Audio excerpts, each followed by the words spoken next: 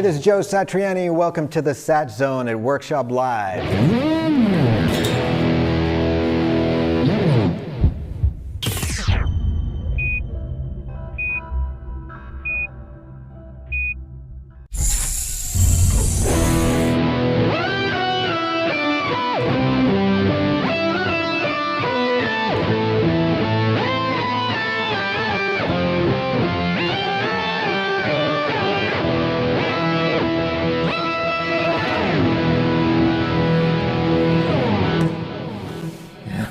Sweet. All right. What the heck was? Look at all these things. Like this is like I know. a guitarist's toy store. This is all so these amazing things here. Yeah, to look down and see all those pedals, it's just, you know, just warms your heart. And you know how to hook all that stuff up? That's incredible. Well, I had a lot going there, right? I was playing with the Pog here.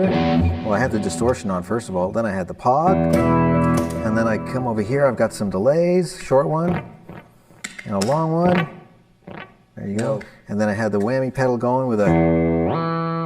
So I had a lot going on there. That's. I guess pedals can be our idea to bring out sounds and songs and stuff, right? Absolutely. You know, I mean, they empower the riff. That's what they do. You know, sometimes maybe it's a chord that's got to last a little bit longer. Maybe it's a little couple of notes that just has to be like 100 times magnified. You know, and we look at these pedals to help us out. You can step on them, they take you to that world, you click them off, you're back to normal again. They're great tools. And it's all about the color sometimes, isn't it? Like it's the color can speak I don't know, volumes. what do you think? I don't know. You know, these things get all taped up anyway, you know, for live performance. And I like a really sort of low-tech kind of thing.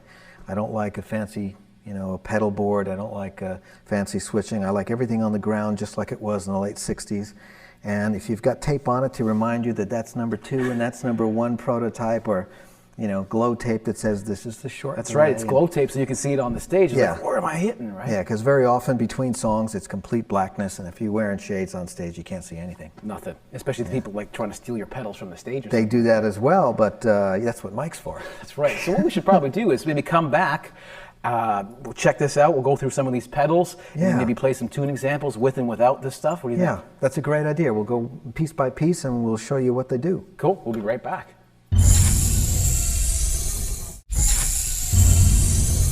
All right, so we got all these cool pedals here, right? Maybe we should start talking possibly like distortion. How do you feel about that? Distortion, that's the number 1 pedal. Now, you know what I'd like to hear? What? You know, one of your hugest hits? Sure. Satch Boogie. What would that sound like with like bone dry? Without the pedal. Is that legal? Are you sure? Is that legal? Okay. It's pretty funny. I really want to hear what this sounds like. So here's my clean sound, right? It's a regular clean sound. That's why I like to run these pedals sometimes. If I want to get like a distortion out of the saturator that sounds like an amp, then the amp's got to be clean, all right? So here we go. You're going to give me a 1, 2, a 1, 2, 3.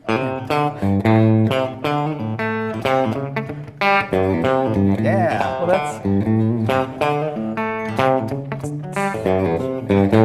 that's not kind of how I pictured it, though. It's not quite the same. It could be like an acoustic album of the greatest hits, but possibly not. It sounds a little slow, chicken picking kind of whatever, something like that. But you add a little bit of this. All right?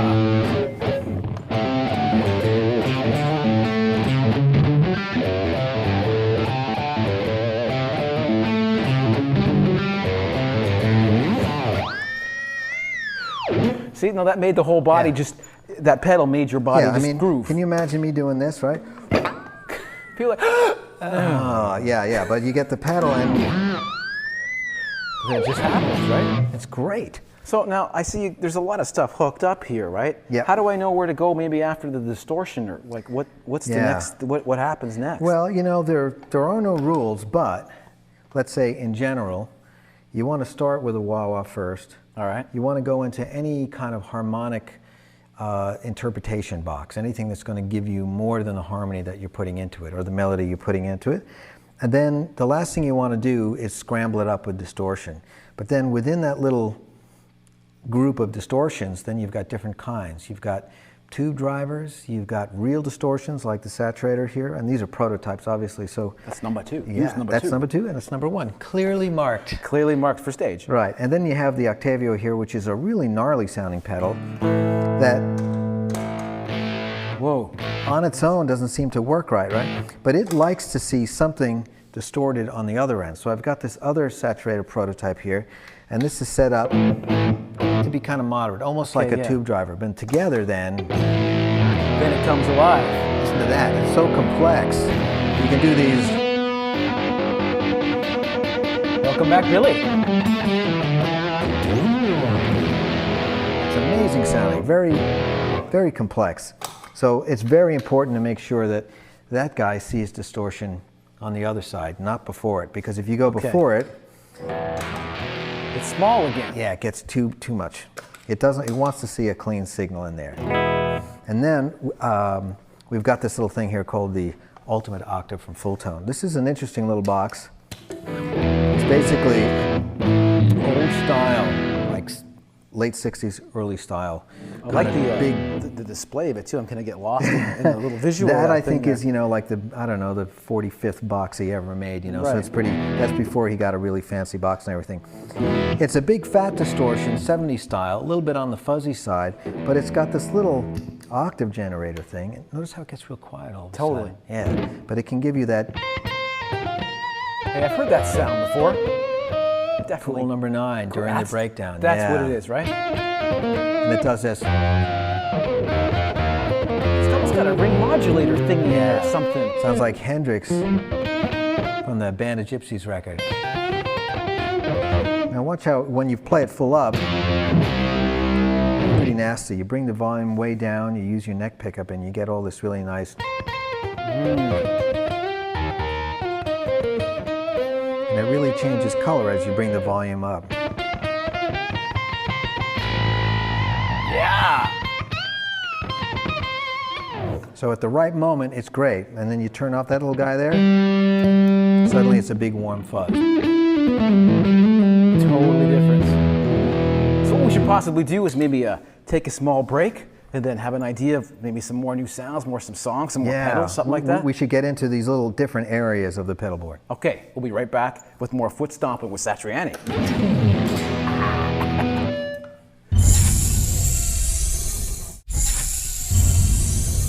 All right, we're back. We got some distortion stuff going on. Yeah. Possibly maybe like a little envelope wah love. What do you think? Something like that, because that's a lot of part of your groove. Definitely. Right? It's a funny thing. Before Surfing with the Alien, I swore I'd never play one of those things ever again. Really? Yeah. And on my way to the studio one day, I was leaving. I turned around to look to see if there was anything I was forgetting, and I saw the lonely wah-wah pedal in the corner, and I thought, I'll bring it. It was like, whoa, help me.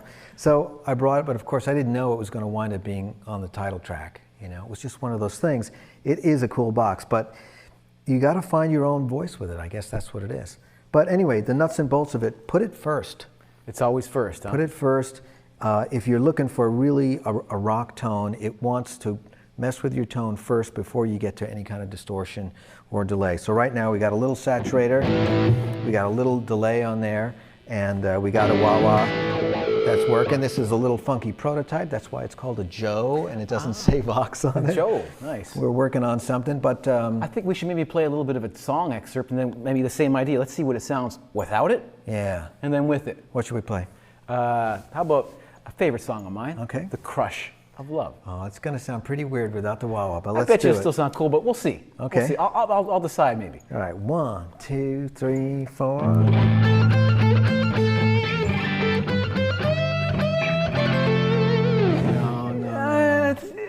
No. Okay, let's do it like this, okay? 1, 2, 3, 4.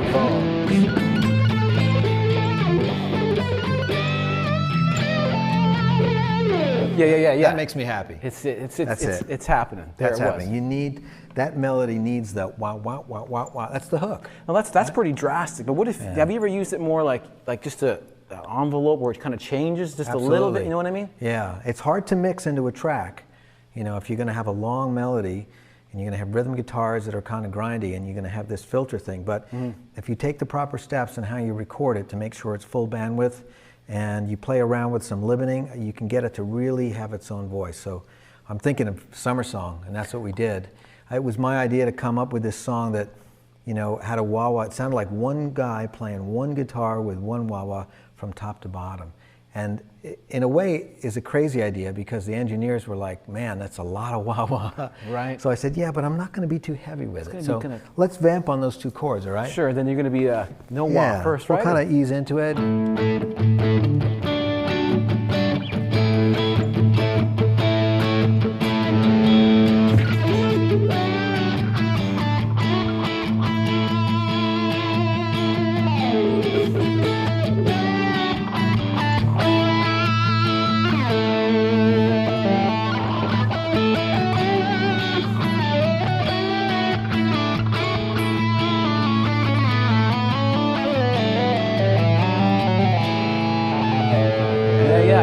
It doesn't really, it's not going that way, but you got that slight little change going on. It's just there, moving around, and you know, you're telling a story. It's replacing the lyrics basically, and so that helped me out a lot. Once I got sort of reintroduced to it, I thought I love this thing. It's crazy you said that you were thinking of no wah, because when I think of your sound and the playing, like you said, the vocal-like quality, it's just that's part of you. Right? Yeah. You almost threw part of you away, man. That would have been horrible. I didn't even know it, all right? That would have been horrible. So maybe we'll take a small little breather and then come back with some other kind of crazy stuff. Sure. All right. Very shortly, we'll be back with more stomping.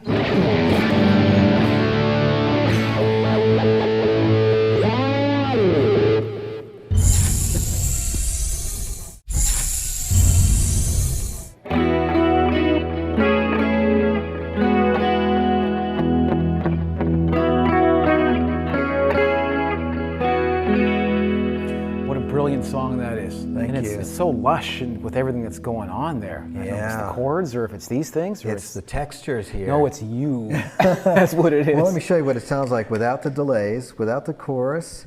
Now, this is kind of a makeshift board, so I'm tiptoeing around it without the compressor there.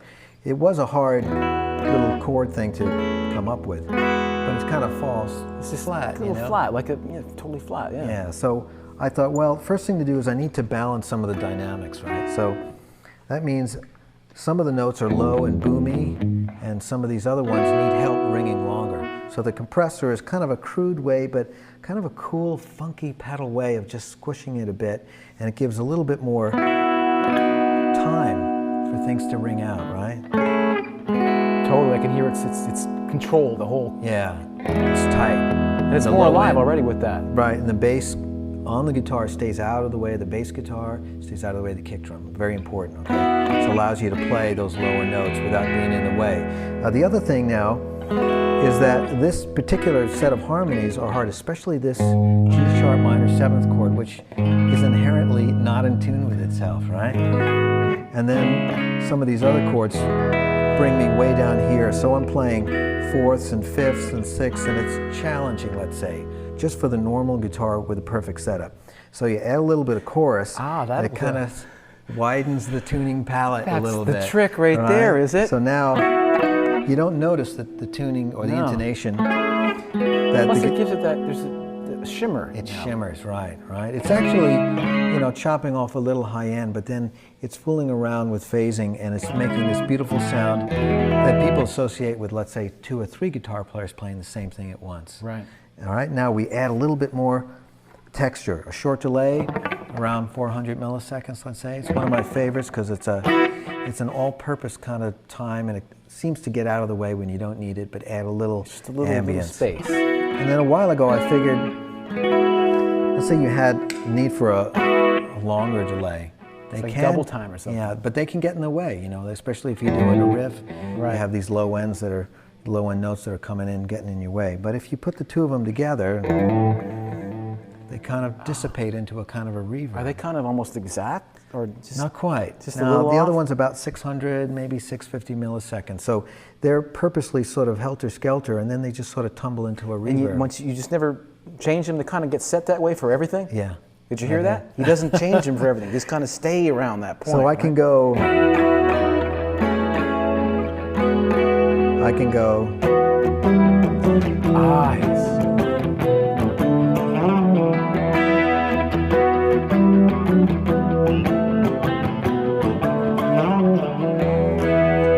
Circles. Circles, right, from the surfing record. Brilliant, brilliant song. Same settings almost. Same pretty much, yeah, setting. If I'm playing live, you know, I'm trying to simulate what we did in the studio, which was a direct guitar and a beautiful digital-based delays and the perfect chorus and everything. But on tour, you want pedal, you want to be able to just step on it, adjust it very quickly.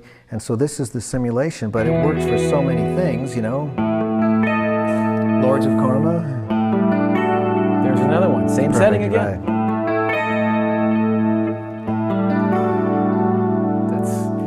They're all there. They're all magically hidden in the pedals that come through you. That's right. And you know, I tell you what, some of these, we have a lot of different manufacturers' pedals down here, and they all make some really cool stuff, but you can interchange them. All different companies, they approach these little areas, you know, the distortion area, the texture area, in different ways. So I would suggest people play with the different ones and see what they like. That's pretty cool.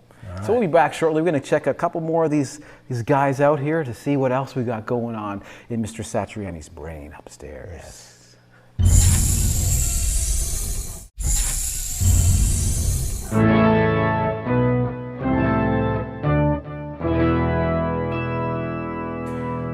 I want to say welcome to the Church of Satriani for some reason. Like, what is that? Come on in. What? Have a seat.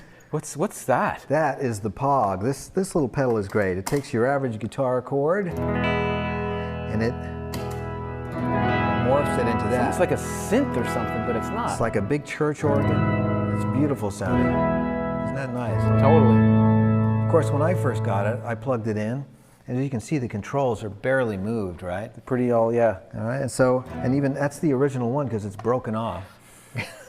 But it broke off in the right place, which is important, because I thought, I want something for this big riff that I'm writing about, a giant guitarist walking through the city playing some riff, so I need this big riff. And so I was thinking about, you know, just kind of, just something, and I couldn't quite get into the mood. Believe it or not, FedEx shows up, they have this Pog that my friend Teddy sent me. I plugged it in and I went,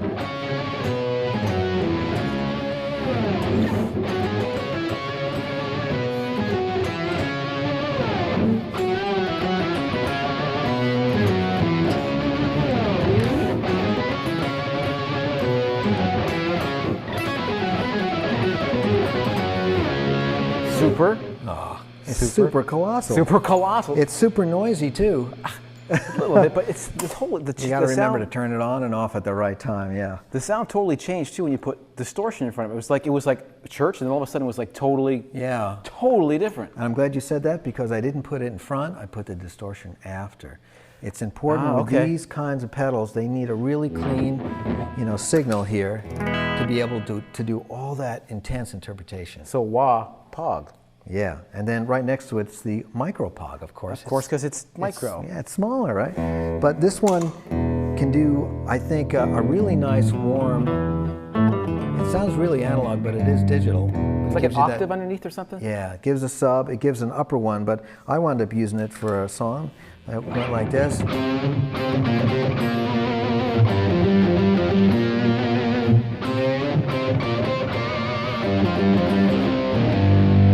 And that cool title is called? Diddly-a-doo-dat. Diddly-doo-dat. Diddly-a-doo-dat, yeah.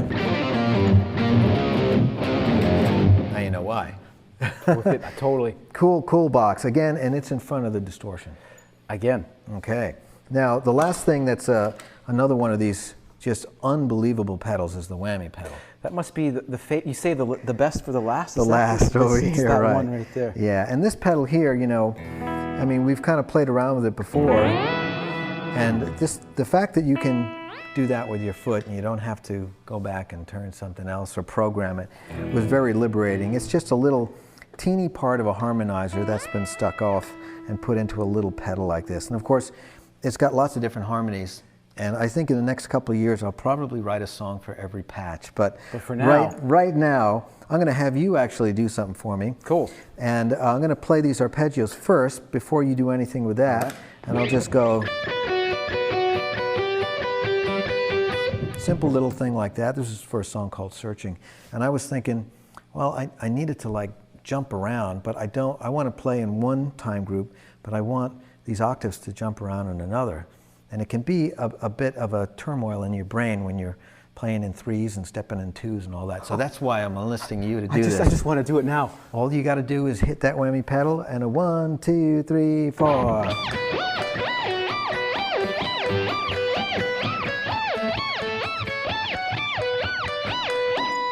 Perfect. Do I got a job? You got a future in whammy pedal Did stuff. you hear that? Future Whatever. whammy pedal. Mr. Joe Satriani with all the crazy pedals. I hope you guys enjoyed that. Maybe next time he's going to have even more or less. We don't know.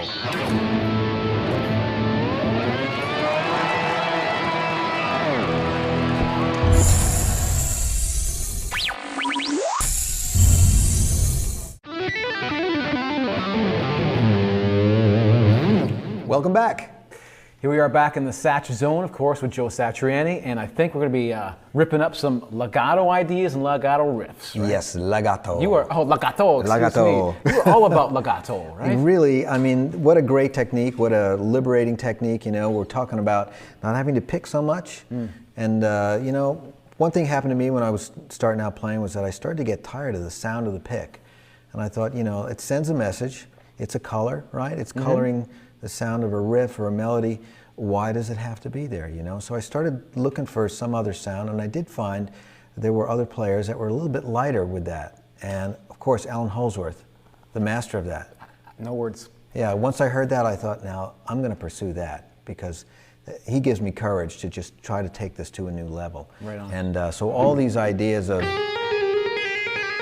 developing strength just in your left hand. I would hate to shake your hand. You'd probably crush my hand, wouldn't you? Just I means- would crush it.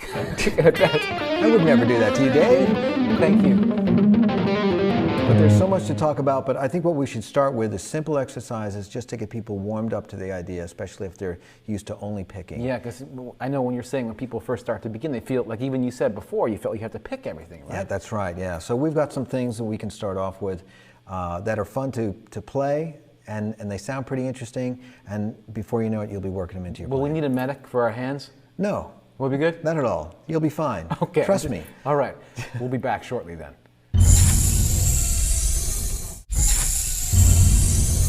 All right, we're back. And the word is legato, of Yeah. course. And you're going to teach us, teach me, teach everybody out there, just to help get our hands first in shape before we have to go through all these crazy scales. There's got to be things that can help our endurance, Yeah. the way that this is all going to work. And Let's get some simple Master, exercises. show done. us, Master. Okay, let's start right here. Last string, first finger, second finger, fourth finger. It's pretty simple, but make sure you know you get that string right under the fingertip. You want to maximize any pressure you put down there with your left hand. And I notice you're keeping your hands, your fingers really close too. That's right, yeah. They're not And like- because you don't want them coming all the way up here. You want to use as little energy as possible to get the best possible sound, right? And I'm going to do the same movement on the fifth string. Go to the fourth, third, second, first. Now, you know, you can use a beat, or if you want, you can just be sort of free with it and think of doing it slowly, fast, like that, and do the next thing, you know. If you want, you can go. You're picking the first note. If you want to mute a little bit, that's cool too. What I'm really trying to get at is I want the student to be able to experience the feeling of it and think about how accurate they can really nail that hammer on there, okay? Because this is going to be a very important part of the legato technique. So this is like, I'll show you a couple of variations of the way I would do it. I might go,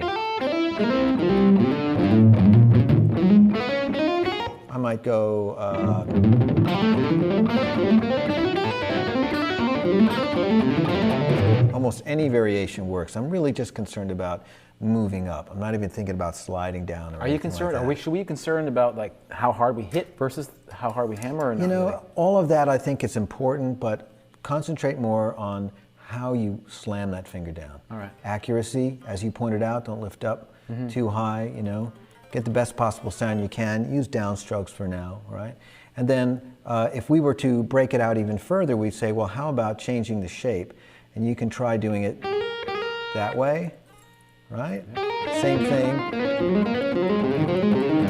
How about moving up and going like that? How about stretching it? Ah, yes, that feels good. Yeah, Sounds kind of weird too. you can. You could use that as a riff if you want, really. And then eventually anything that you want to do that's radical, try it. That looks like one of those guitar player photo shots with that stretch right there. Yeah, you know, you never know when you're in a spot with a riff where some unusual fingering is the one that works. So the idea for any exercise is to kind of introduce you to it just in case you use it, you know. Sort of build up the synapse, store it in your brain, it's there, you know, so you'll have a nice memory. But the basic idea is, let's experience the perfect finger placement. And I should mention that this part of your right hand here, if you're a right-handed guy, is to mute the strings a little bit as you move across, because there will be some residual noise as you leave those strings that you've just played. So stay close with your right hand as well. And I'd say, you know, happy legato, off you go. Happy legato, off we go until the next time we meet, and there's going to be even more, our hands will be prepared for the next set, right? We need more strengthening exercises. Right on. Shortly we'll be back.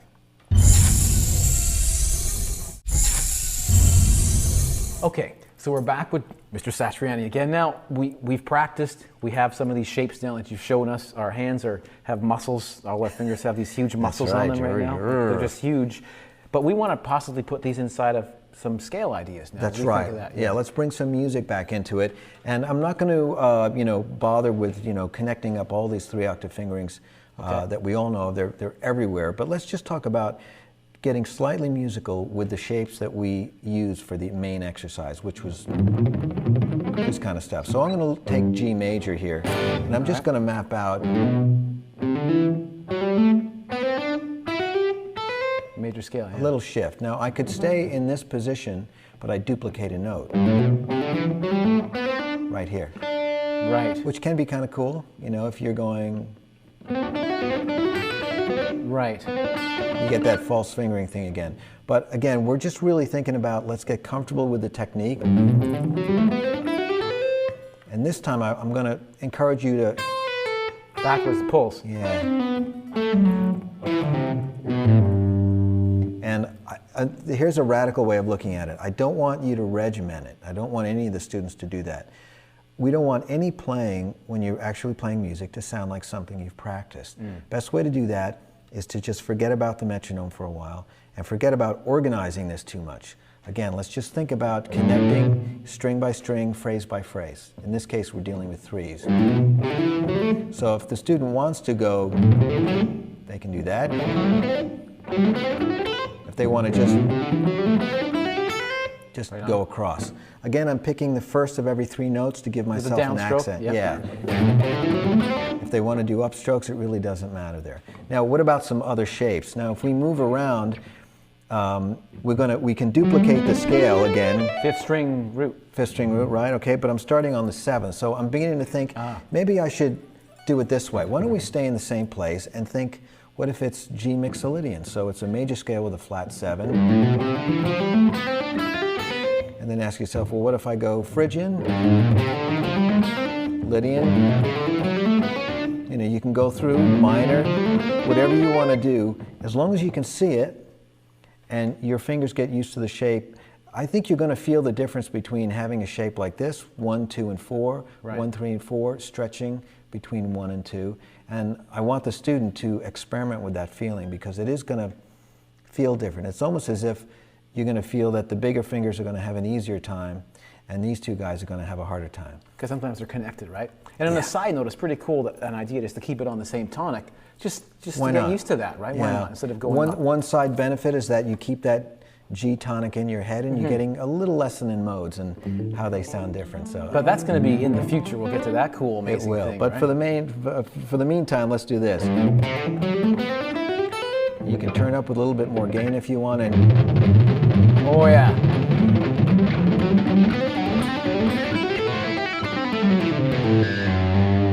Check that out. Wasn't that amazing? That was amazing. We'll be back with more legato shortly.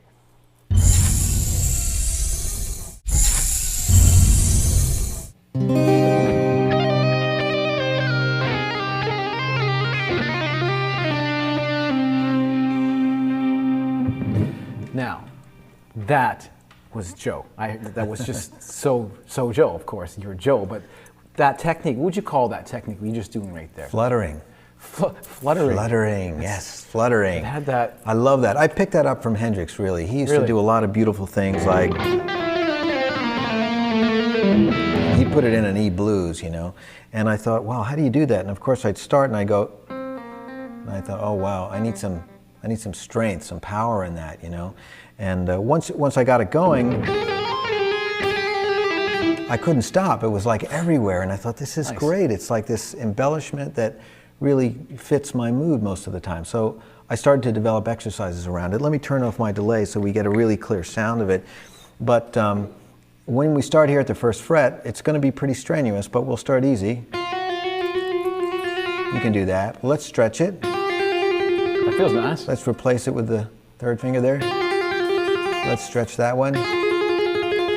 Let's replace it with the fourth. Let's stretch that. And then one more time. All right. Nice. And we can do it on, let's skip over to the D string. Stretch. And you can start slow, speed it up, stretch the third finger. Fourth. And down here. That sounds cool. Welcome to the darkness. Now let's move all the way up. I'm skipping through these pretty quickly because, you know, they are pretty strenuous and I don't want anyone to play with pain or tension. So we're just really trying to get familiar and get in touch with what we think is going to have to come together in your hand. Everyone's hand's different to get this to work. So it's not the kind of thing you do for an hour. It's something you do for like 60 seconds. Then we'll need a medic, but we don't want that. That's right. now. We don't want that. Right. So let's get up here. Let's say we're here in D and we go same kind of thing. If you want, you can stretch. Yeah, yeah. Now it's not too hard, right? Now let's go back to stretch. Let's go one more. Same thing with four. Now I always start with the positional finger, just because, and you're going to find right away that this little finger does not have the strength. That's the biggest thing that guitarists always go, pinky, it's just so, it doesn't work right. Exactly, but it does give you, Those large. it can stretch. And it might be that you're going, let's see. It's very important, isn't it? Yeah, you're going to be mixing, fluttering, and hammering on, but we want you to stay loose, so you can do it. If you're all the way up here and you want to even go further, if you've got 24 frets on your guitar, you go for it. But remember, I don't want people having pain here and thinking they just have to work through the pain. No such thing when it comes to guitar playing, okay? Playing guitar. Relax, take a break, shake out the hands, and then you can pick it up again. And it's all about connecting, very much like these other legato exercises, whether they're just sort of chromatic or they're diatonic. We're talking about connecting. We want to be, you know, using as little energy as possible and making the biggest sound. And these flutters are very important because when we pull it all together, the hammering on, sliding, fluttering, and we make some music with it, you'll see how it all comes together. How about we just wrap it up? We'll hit that C minor chord again, and you can just flutter a little. All right, and we'll add some mystery to it by putting on those little pedals right there, and off we go. You ready?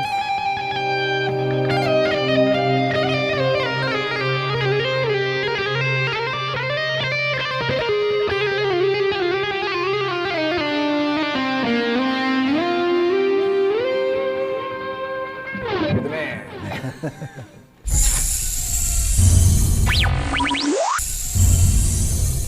Welcome back. And we are back in the Satch zone right now. And I think for the introduction to this, we're going to probably try and have the idea of putting this together on all the strings now, don't you think? Yeah, the legato technique is very unusual, and in some ways it defies the, you know, putting together into a rigid exercise. So I've devised some little exercises that are free of the metronome, and we can sort of put some expression into it, and we're going to be sort of fluttering and sliding and descending down in different keys on different strings, just to sort of develop some more facility with the left hand, with the fretboard hand.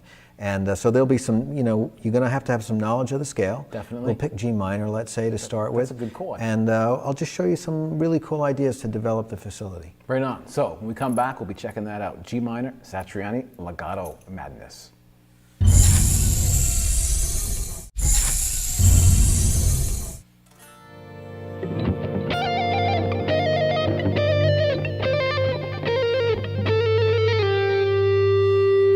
I always love how you smile at the end of the line. You're just like, I love guitar. I just want to smile about it, right? I love it. I love it how it can be so expressive, as long as you have the tricks and the little tools to help you along the way. I swear, it's perfect. Every time you're just like, wasn't that cool? I'm like, I agree. Now, we were fluttering there on the one string, right? Yeah. So here's one little thing that we can do that's sort of an expressive kind of an exercise that's loose, and you can kind of play around with it.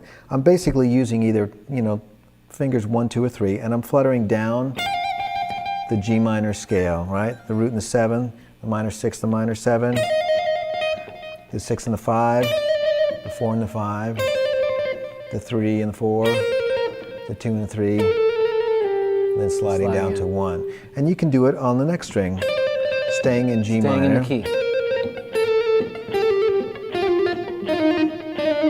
And you can use the frets as a marker. It's just a way to organize it. So again, what you're going to be picking up is, wow, each flutter on each string is a different ball game here.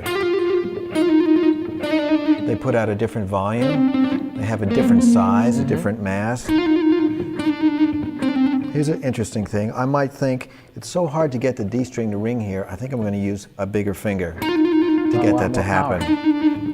That's something I do instinctively now, but I realize I should point that out. Because a lot of students ask, well, up here, is it the same finger or not? Just use the one that feels most powerful. I think so, right. And especially, your elbow is oriented towards the fretboard in a different way. So continuing down on the A string. And then finally, we went through like that. All the strings, all the way through, pretty much all the modes, we didn't even know it. That's right, and you've got to really know your G minor. Right. Okay, so now, it's almost like I want the student to just be hearing that beautiful G minor chord you were playing there. You're adding that ninth, and it's really cool. Now I'm going to do another variation of this where I'm going to be sliding, because that's part of this legato sort of family is. If you want to pick now and then, go ahead. If not.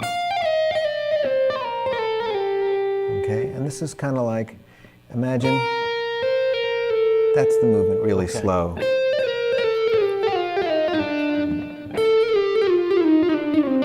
Give me a little G minor there. And then.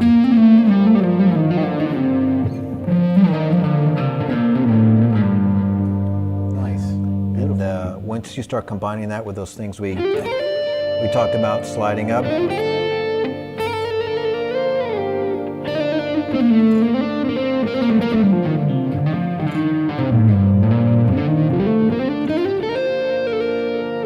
Now I see where it all comes together, where you're saying not practicing it regimented, you get that nice flowing type of idea happening through the whole thing. Always be expressive. I think that sort of originality and expressiveness can sort of, I don't know, make the exercise less of an exercise and more of a journey, and then you can, you're in a way you're collecting licks as you go along, which is really great. You want to get as many of these little phrases in your library as possible. So we've just experienced the world of legato inside of all of Mr. Satriani's brain. Yeah. Hope you guys enjoyed it.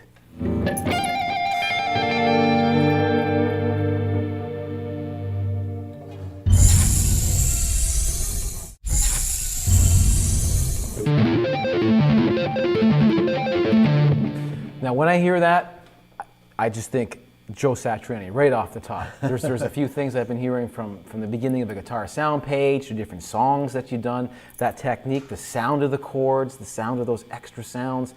We got to talk about that. That thing is it's just so cool. There's different things that's going on there. It looks like it's excruciatingly painful. It's so much stuff going on. You're right about that. It is for me. It's one of those techniques that I stumbled upon looking for a different sound and have struggled with it, but have gone on to see thousands of kids play it 100 times better than me. I've seen you play it 1,000 times better than me. I've attempted.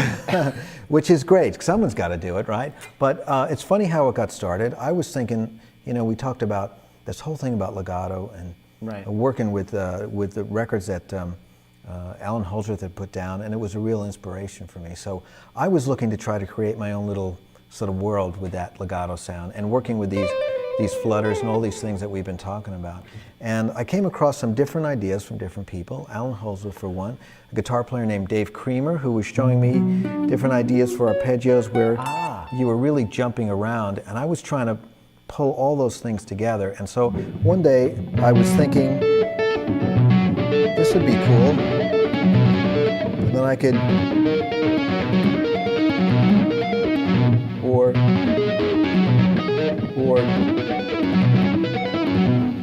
So what's this? Oh, that's right. What is this? see, now I do that now, and I don't even think about it. Like it was just like people are like, "What's he doing?" Yeah, a lot of people ask me if I'm fingering or something like that. No, I'm holding on to my pick, and I'm just keeping things quiet, number one, because when you do this without it, I'll play it for you. You need a tech to come and grab your neck. That's right, yeah. But this won't happen. Now, And it looks cooler. Because in the heat of the moment, sometimes you're jumping right to something traditional. And that, of course, came from? The mystical potato head groove thing. That's very briefly, very, very quickly. How did the name? Come on, the name, very briefly. You know, I was talking to my brother John on the phone one day, and it came to me while I was having a conversation. How weird is that? And I wrote it down, and I kept talking to him, and then afterwards I looked at it and I thought, that's really cool. I went over, picked up the guitar, and then started doing that, and started playing that song. That's It's weird how that is. But I should point out, you know, this technique, two functions. Number one, keep things quiet while you're jumping around. Also, to very slightly lower the action of the low strings. Because the problem with this technique is that those low strings want to ring out really loud and be boomy, and your high strings sound rather anemic. Right. So that's the struggle with the technique. If you get too heavy with this, it defeats the purpose of, you know, being fluid. So you lower those strings to get them to be less boomy. You keep the strings quiet. Well, I should roll a video of me playing it live, and then you can check it out. Let's check that out right now. Let's check out the video. It's really cool to see you live doing that, and it worked out perfectly again. But I've heard that lick in some other songs that you've That's done right. too, right? Well, I started off with this piece called The Power Cosmic, which went through just about every key that was in a the world. sound page or something It like was that? a guitar player sound page, Yeah. and then later on for another record, I kind of did the Power Cosmic 2K, you know, a new version of it where I put a melody on top and kind of wrote a trance techno kind of thing. Wicked tune. On a smaller thing. But at the heart of it is this. And I'm really thinking about minor 11th arpeggios and sort of, I would call them just Lydian arpeggios, because Right. we're playing 6 different notes. It's almost the whole scale right there. But besides it being an arpeggio, if we skip that for a second, it's really, again, involving this legato technique. I'm reaching over with the right hand, keeping things quiet, reducing the action just a little bit, and so I can fly around. But the energy comes from all these exercises. You know, A brilliant tie-in for all, because I can see through all those things. Now, if I did shake your hand, it would be reduced to just crushing, smoking pulp. No, really. It's all about accuracy. I guess that's important to say. Remember I said I don't want anybody playing through pain or any kind of tension like that. It's about developing accuracy with the least amount of energy expended. Thank you so much for showing us and the world and Workshop Live that amazing technique. All right. We'll talk to you soon. All right, here we are with Joe Satriani in more of an interview type of setting going on here. Yeah. And there's so many questions that I'm sure I'm having a chance to ask for our viewers. We've had a little poll and they've kind of submitted some questions, but I'm going to start off really briefly from the top. Okay. Why the guitar? Oh, yeah. Why? Probably, you know, started out as a drummer. And, you were a drummer? Yeah, okay. I was a drummer, 9 years of age through 11. Practiced really hard, took lessons. Double bass? No. Oh. I was pretty straight ahead. I was thinking more like Charlie Watts, Ringo Starr, that kind of thing, you know. But then once I started to hear Hendrix and The Who and Cream, I think I started to get pulled over to the guitar, and I took a few years off from being a musician, but you know, Hendrix passing, that had such a big impact on me. I wanted to try out the guitar. I wanted to see if I could make that sound he was making. And I think, you know, in a nutshell, when I picked up the guitar, it offered the least amount of resistance compared to drums, which was really hard, piano, which was very hard. I could see it, but physically it felt funny. But it seemed like every day I picked up the guitar, I was a little bit better. So I thought, okay, maybe that's my instrument. It was like that perfect pair of jeans that just fit perfectly. Yeah. Just like, this is it. This is what it feels like. Yeah, took a little work. Right. That's all took a little work. Actually, it took a lot of work. As a matter of fact, it still takes a lot of work. Yeah, I know what you're talking about. It's a hard instrument to play. We'll get more into that in a little bit when we come back. Welcome back. So I want to ask you a question. I know when I was growing up, and a lot of kids were growing up, you know, you got to do things that you don't like sometimes to probably save up to buy certain things that you want to buy, possibly, yeah. right? So, what was some of the crappiest jobs you've ever had in your life as you were growing up as a young dude, kind of making your way through it? You know what I mean? Yeah, I had quite a few. You know, we did a lot of landscaping when the weather was good. When the weather was bad, of course, we did a lot of shoveling of snow. That stuff wasn't too bad, you know, because you were outside, it's physical. But there was one job that was the absolute worst, you know. Ever. And it was working in a Chicken Delight. A Chicken Delight. So you say, what's a Chicken Delight? Yeah, what is that? Well, it was a sort of a fried chicken, kind of a fast food place. Nowhere like KFC, just even way underneath that? Maybe it was before then, I don't know. Oh, this okay. is Long Island, New York. And actually, a friend of mine, another guitar player, and we played in a band together now and then, his father owned one, the only one in the area, right? And so when we started looking for, you know, for change to buy strings and picks and straps and stuff, you know, the dad came through and said, why don't you boys work at the shop, you know? And so we thought, okay, it sounds like a good idea. Of course, what I didn't know was that you had to stick your hands in frozen crates of chicken parts and then dip them into freezing vats of mix, of, you know, frying mix, and then arrange them on these trays and then put them in the freezer. So it'd be like 8 hours a day. Your hands were wet and freezing cold, and you're walking chicken guts and the whole thing. A couple of days, that was it. And I thought, that's the end of it, because it took off my calluses, and of course I was cold all the time. Didn't last, huh? No, didn't last. So do you have? It was a good paying job, I got to say. I should have stuck with it. Yeah. I probably would have had a better collection of guitars as a kid, but. Now, do you have a chicken addiction because of that? Because I saw in the lunchroom you're taking on a couple chickens in there. No. Is that part of the tie-in, or? No, there was no tie-in there. As a matter of fact, I think every time I go into something like a KFC or something like that, actually I kind of get the whoa. Chicken Delight memories coming back. Actually, I feel for the people working there. I know working in those fast food places, it's trying. And I look and I think over the counter, there's probably a guitar player, a drummer, a bass player, and they're probably thinking, I wish I was working for Workshop Live. Well, they're all trying to try out what they're going to do, right? Yeah, I mean, it's you need to work, and you meet people, you gain experiences, and you turn that experience into music. So well, let's talk about a little bit of your family as your baby Satch, right? And you're going through this, and you're working at Chicken Delight, and your mom and your dad, and they see you trying to get things going on, and you're not liking chicken parts in your hands and freezing, and they see you maybe trying to practice and the Jimi Hendrix thing dying, and you're getting influenced. How were they through that whole experience of watching you possibly develop into who you are today at that point back then? Dave, I think they were extremely worried because I had, you know, why'd you become a lawyer? Besides Hendrix posters in the room, there were you know, posters of Alice Cooper, you know, hanging himself, and I was into Black Sabbath, and you know, they probably thought, well, you know, he's this close away from having to go to therapy or something like that. But I was really all right. It was just the music of the time, and I think when I look back, I got an enormous amount of support, not only from my parents, but my older siblings, who probably took an interest that they just thought it was so unusual that someone in the family was just so hell-bent on music. So you're the only person in the family that kind of... Well, it decided to be a professional musician. Everyone else played a little bit, but it was just for fun, I can guess. see Christmas time coming around, everybody's like, let's play Satriani tunes, or something like that. No, it doesn't happen. No, it doesn't happen like that? No. It doesn't really, How about we end up this scene with giving us a little inspiration of the Hendrix thing? Maybe a little Hendrix before we close this you up. know,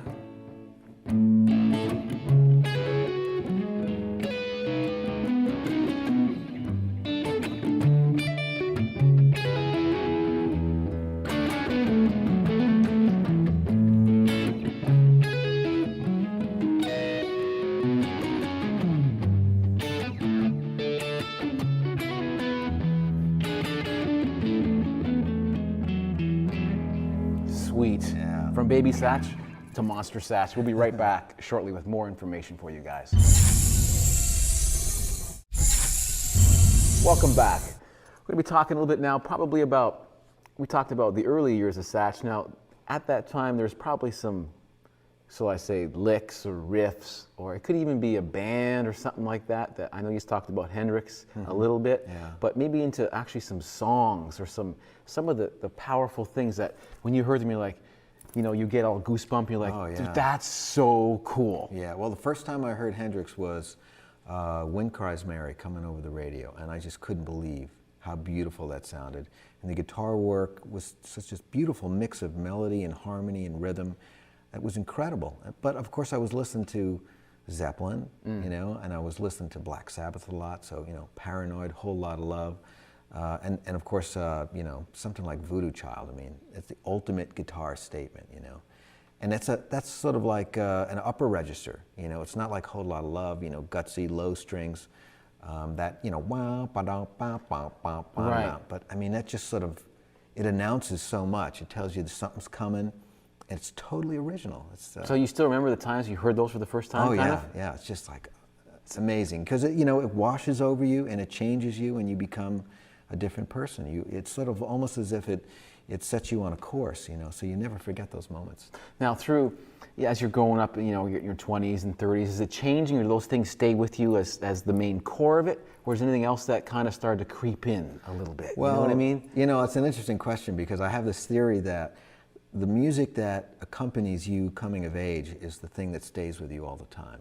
So you may not like it, you know, ultimately as you get older and you get a little bit more intellectual, you might look back at an old film clip and say, that band was just you know, they were a bunch of tarts or something, you know.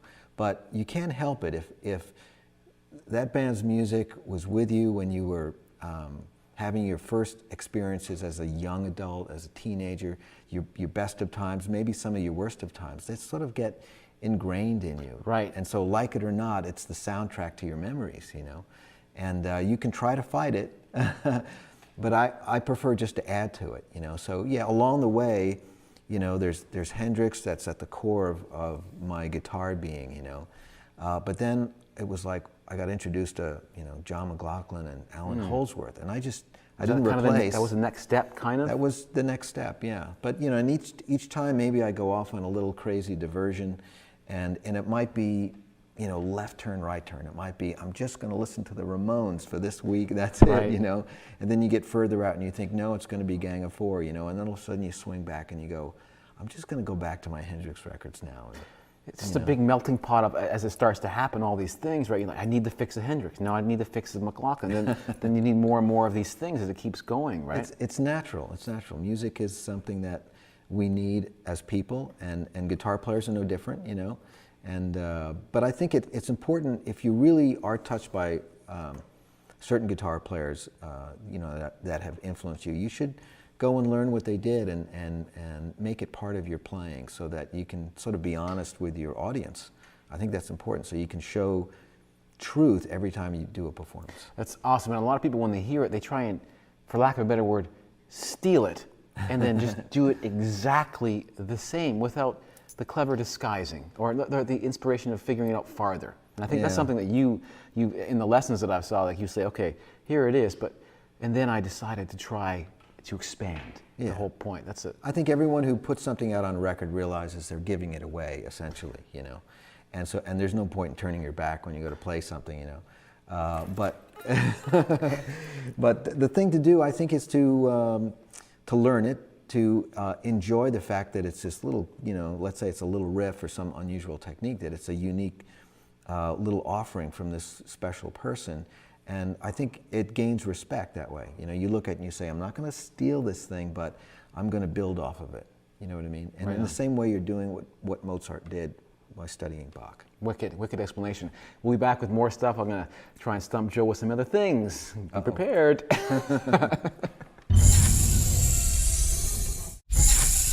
Welcome back. All right, now, you know, when you're growing up and you're figuring these stuffs out, you were saying from, like, say, Sabbath or Hendrix and those things, you're going along, and there had to be some of them. You said when you picked the guitar up at first, it felt like the perfect pair of jeans. It was just natural, right? But there had to be some things that just felt like crap. There had to be some, like, the techniques that you're just like, do I really want to work on this? Should I get this? Do I still need to work on it today? Is it what were some of those things that you were having, shall I say, challenges with as you were going through? You know what I mean? I think, everything was challenging. You know, just sitting down and going, you know, trying to memorize the chords and trying to get rid of buzzy notes and things like that. Certainly any kind of scale, arpeggio, it was all challenging, you know. But it wasn't mysterious. In other words, you could tell, if I just do this for 2 hours every day, I bet in 2 months I'll be good at it. at some point within, if you embark on that little quest, you get bored, because you might be playing it and your friends are looking at you like, can we please play that Sabbath tune now? And you're like, do. Right. And I think the realization starts to creep in that maybe this is going nowhere. Like, what am I doing it for? I could see if, you played cello in an orchestra and you knew that there were parts in the big repertoire that you were going to be asked to perform year after year that had stuff that was exactly like those exercises, arpeggios and things like that. But if you're in a band and you're supposed to rock and you're supposed to manipulate sound, where every time you hit an E chord, it's supposed to send a message because of the way it sounds, you start to think, well, what are these arpeggios for? Right. If they don't work when I play with my band or I'm playing at a party or a dance or a concert, it's like this stuff is useless to me. Trying to serenade your first girlfriend? Whatever, it's like, it doesn't, those exercises, there was like a dichotomy between the exercises that were in these books, these Mel Bay books or something like that, and what actually was going down at the rec center, at the high school dance or something like that, or in the basement, when you're playing. And so here's the biggest challenge was, we talked before about Hendrix' Voodoo Child. Now there's a statement, right? There's this beautiful, unbelievable piece, a singular piece of guitar work that somehow makes sense from beginning to end. And if you analyze it bar by bar, you go, well, minor pentatonic, and he's bending here, and he's up here, and he's down there, and he's holding this note. But then you go, someone says to you, yeah, okay, you play it. Right. Or you write it, or you come up with that concept and make it believable, turn it into just an amazing performance. And that was the mystery. That, I think, was the hardest thing. And every time I go out on stage, I'm thinking, I know how to play these scales, I know where everything is, I've got the gear, but the magic. Got the look too. Got the look, but what about the magic? That's the thing that you work on. It's the same thing when I was 14, and now I'm thinking the same thing. You walk out on stage, you pray that you're going to touch that magic moment, and you can be able to give that to the audience. That's a totally awesome description, the magic. Yeah. We'll come back and we'll be sharing more magic secrets with Mr. Satriani.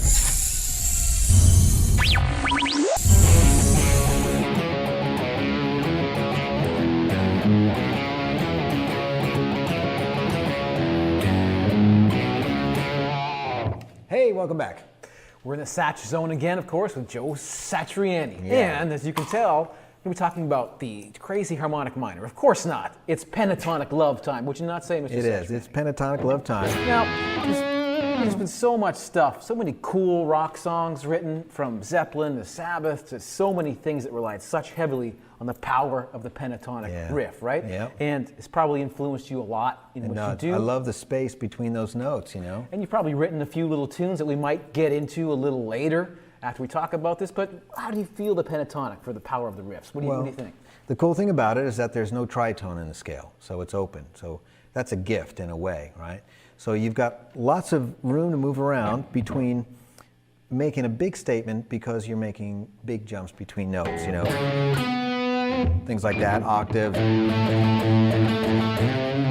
It just has such a big statement to it because of the space that is in between there. You're not filling the whole thing up. That's right. And the little things, adds tension. And when you have this big open space, it just opens it up like that. It makes me want to do this. Yeah. Well, I worked on a riff a long time ago where I was thinking I wanted to create this kind of a space, and I want to get into that. I want to show you a couple of different songs where I'm using the pentatonic scale, different areas, high, low strings, and different, box, fingerings that we've talked about before. And then I'll lay it out for you with some help with these pedals here. Right on. We'll be right back, checking out some more Satch pentatonic licks.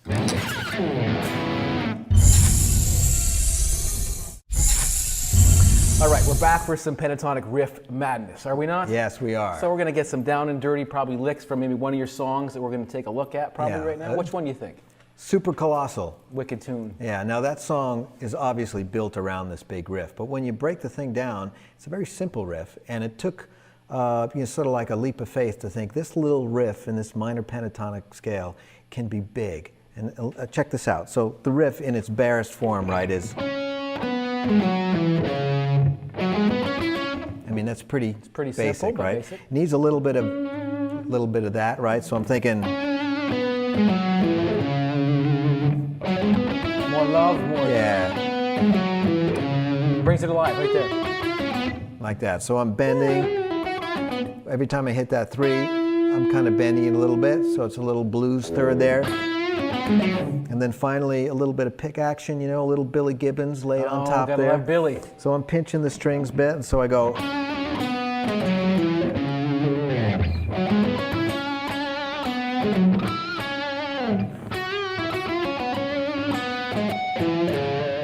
And all that variation is great. That's what I'm looking for. Now finally, it's the sound part. So I've got the scale is giving me the big musical feeling, you know, the whole thing, big stomping kind of a riff. The riff is but there. with a little help of a little pedal here, I got a little pog here, and look at what it does. Wow, she changes.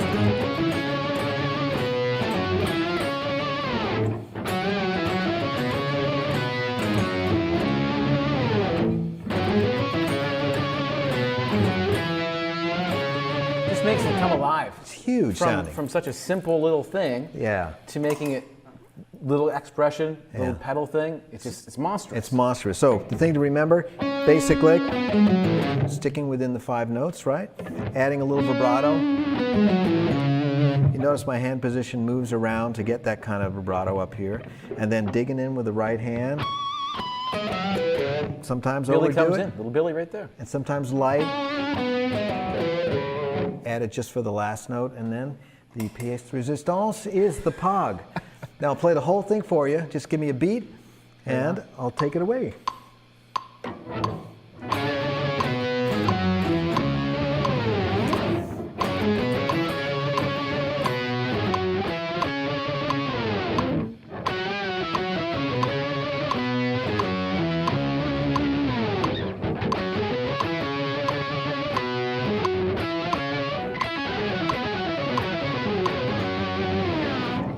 Yeah. That's screaming awesome. It's amazing how the thing comes together from just a little riff, you know, then you put the English on, you put the pedal on there, and I forgot to tell you about this The part. last little part, right?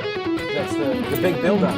Yeah, now of course that's going faster than the idea of projecting this idea of bigness, but it was something just to sort of bring in the verse section, right? Then the whole band also build on that part too. Everybody's on there. So it's really You're right. powerful, right? And it's a simple little box form. And I'm picking 5 out of the 6 notes. Second one is the pull-off, just like that. We add the pedal on there, put a little delay over there, Nice. and it gets huge. Huge. Wicked. And I Yeah. think we might have a video, possibly? We got a video because the final step is, what is it that I'm trying to project here, you know, in the mind of the listener? And the video definitely captures it, so check it out. Let's check this out. Let's check it out. Okay, man, the size of you was almost as immense as that riff you just wrote. Like, how are you so big? Well, you know, the technology, of course, but the idea basically is the song and the scale drives the image in the listener's mind about what the whole thing's about. And so the video kind of captures the silliness of it, this big, huge riff, you know. But it's the magic of that little 5-note scale that makes it all work in my mind, you know. You made it rock totally as better as Zeppelin or Sabbath. You just got the new way of doing it. Huge, huge, yeah. And you add in the pedal, a little bit of English on the right hand, a little bit of English on the left hand, you got yourself a big rocker. Right on. We'll be back shortly, learning a couple more Satch ideas.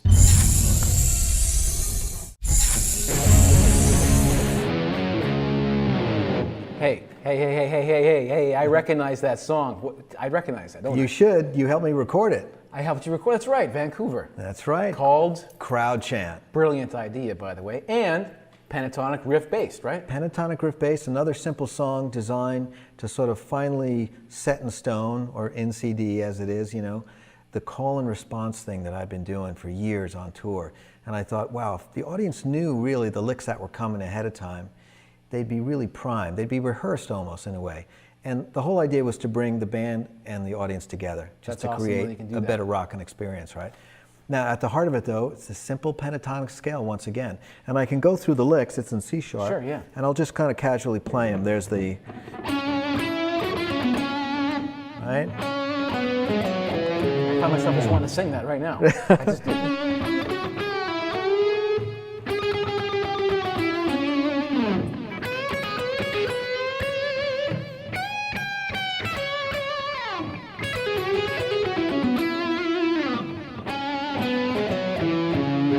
very, very singable. All of them. All of them. Strong. Yeah, I made sure it wasn't too fast, but we had some things that were fast. I wanted some screaming, so that's why I was up here. I remember that one. I was like, it was hurting. Yeah, and then some low things that would just, we'd get the power of the crowd in there. And when it's all put together, it's interesting. When I was first cutting the tracks, a lot of guys working on it were like, I don't know, man, it just sounds You were like saying, right? They weren't sure of the idea, kind of. because it sounds like someone's playing and then he's not, and there's no bass guitar in the song, and the drums are just playing this beat. Like, boom. But this is the kind of thing where you've got to really have faith in your vision about how this is going to pan out. And what the audience did, what you did, you and your friends did, brought the whole thing to life. And we got a videos where you can check the whole thing out. Yeah, should we check that out now? Check it out. Let's check it out. Man, that was cool. I think I heard my voice in that. You may have, although we tried to mix it out. But no, you did great. And it was, as you said before, it was hard to go, you know, those low notes, those high notes, and obviously you can tell we got the audience to suggest to future audiences to scream, get loose with it, go crazy, and that's what they do all around the world now So when we just to play end it. this up, when you were saying have faith, right? Have So faith. now Yeah. you have, it happened. It worked. It didn't works. That little 5-note scale, moving around. I mean, you got to know your positions. So memorize the scale and all the positions. But then you got to forget about the way that you practice it and think like how, you know, the song Crowd Chant developed. Just a little couple of riffs, and then you think about the crowd, the audience, thousands of people screaming that back at you. Joe, crowd chant. Yeah, we've had some absolutely amazing shows just hearing thousands of people scream that back. So it can work. The power of the pentatonic can work for you. Pentatonic love, pentatonic power. We'll be back later.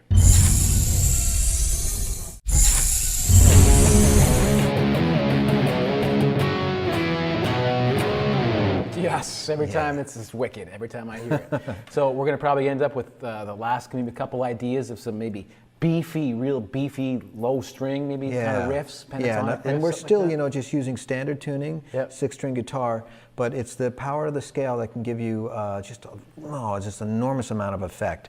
And we're going to work on this song called Ceremony, okay? Wicked tune, It's in yeah. C sharp again, and it's got a, you know, a simple riff, and actually, when I think about it, it's got one little passing tone that puts it, you know, technically in a Dorian mode, but the heart of it really is this minor pentatonic, and it's got this thing where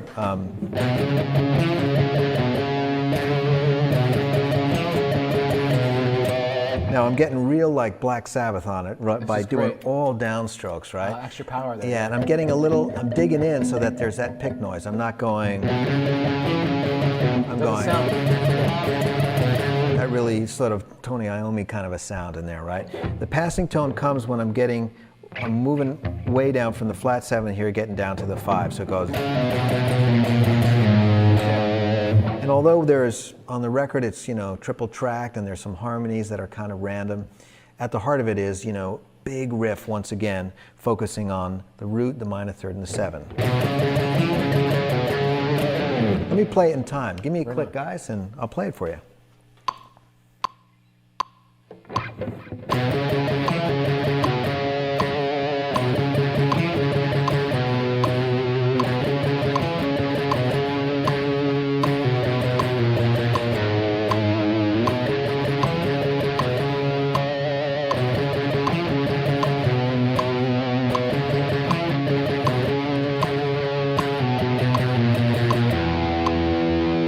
Just like that, yeah.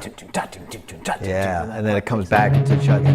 big chugging riff. It's a cool riff, and just that little passing tone in there, the major 6th, adds a really sort of a melancholy flavor to it that I really like. Now, we're going to probably get into a tune called House of Bullets. Yeah, House Full of Bullets. House Full of Bullets. Now, Yeah. just briefly, Yeah. the title. Oh, the title, okay. Just briefly. The title is, imagine, you know, me or you're in the middle of the house, and there's just bullets flying from every direction. People are firing at you. Wow. And why are they doing that? I don't know. Because you're playing solos all the time. Ah. You're a lead guitarist, and you got to think of the time I recorded this. I was thinking, boy, you know, you write a song, an instrumental, and you play in solos like crazy, you know, and people are out to get you. So this wasn't like a real experience, was it? Like, No, good. it was a metaphor, Oh, was as it? we say, a musical metaphor about the people shooting the bullets were the critics. saying, hey, too many notes, don't play so many solos, why can't you play a regular song like those Nirvana folks, you know? So, so I wrote this song that was basically a blues progression, and took at the heart of it is this minor pentatonic riff. Big beefy riff. Yeah, and it's 1-4-5, so it, it's got this thing that goes. Again, I'm doing the chunk, chunk, big, chunk heavier, there. yeah. Yeah, and let me slow it down and play a little bit quieter. I'm going. So there's a little pull-off action in there, right? Yep. I'm doing the same thing on the A string to get the 4 change. My favorite part right there. That's That my little favorite part. blues.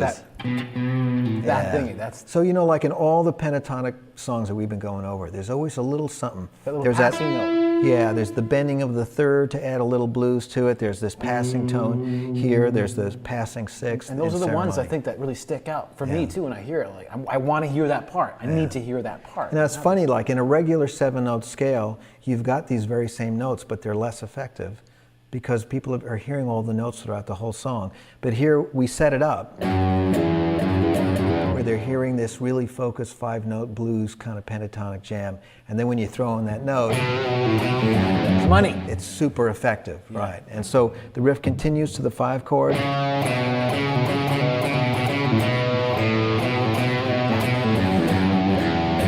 I actually used the neck pickup so it, the when I extra. did it. Yeah, so it's a little bass here. Let me play with a click. Hit the Nice. click, guys.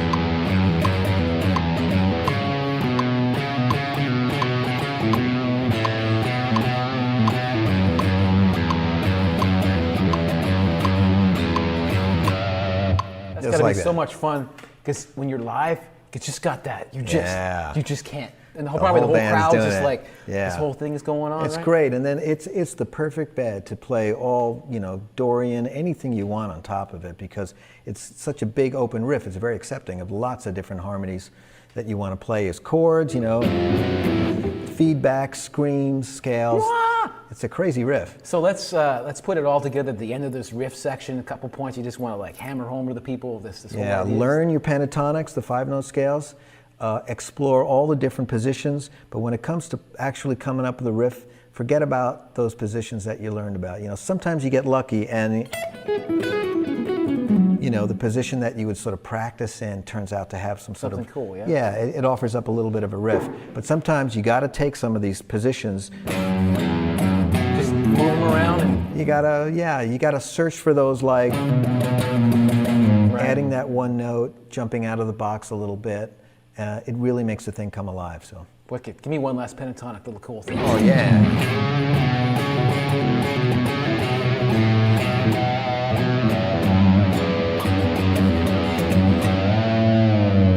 Nice. Woo!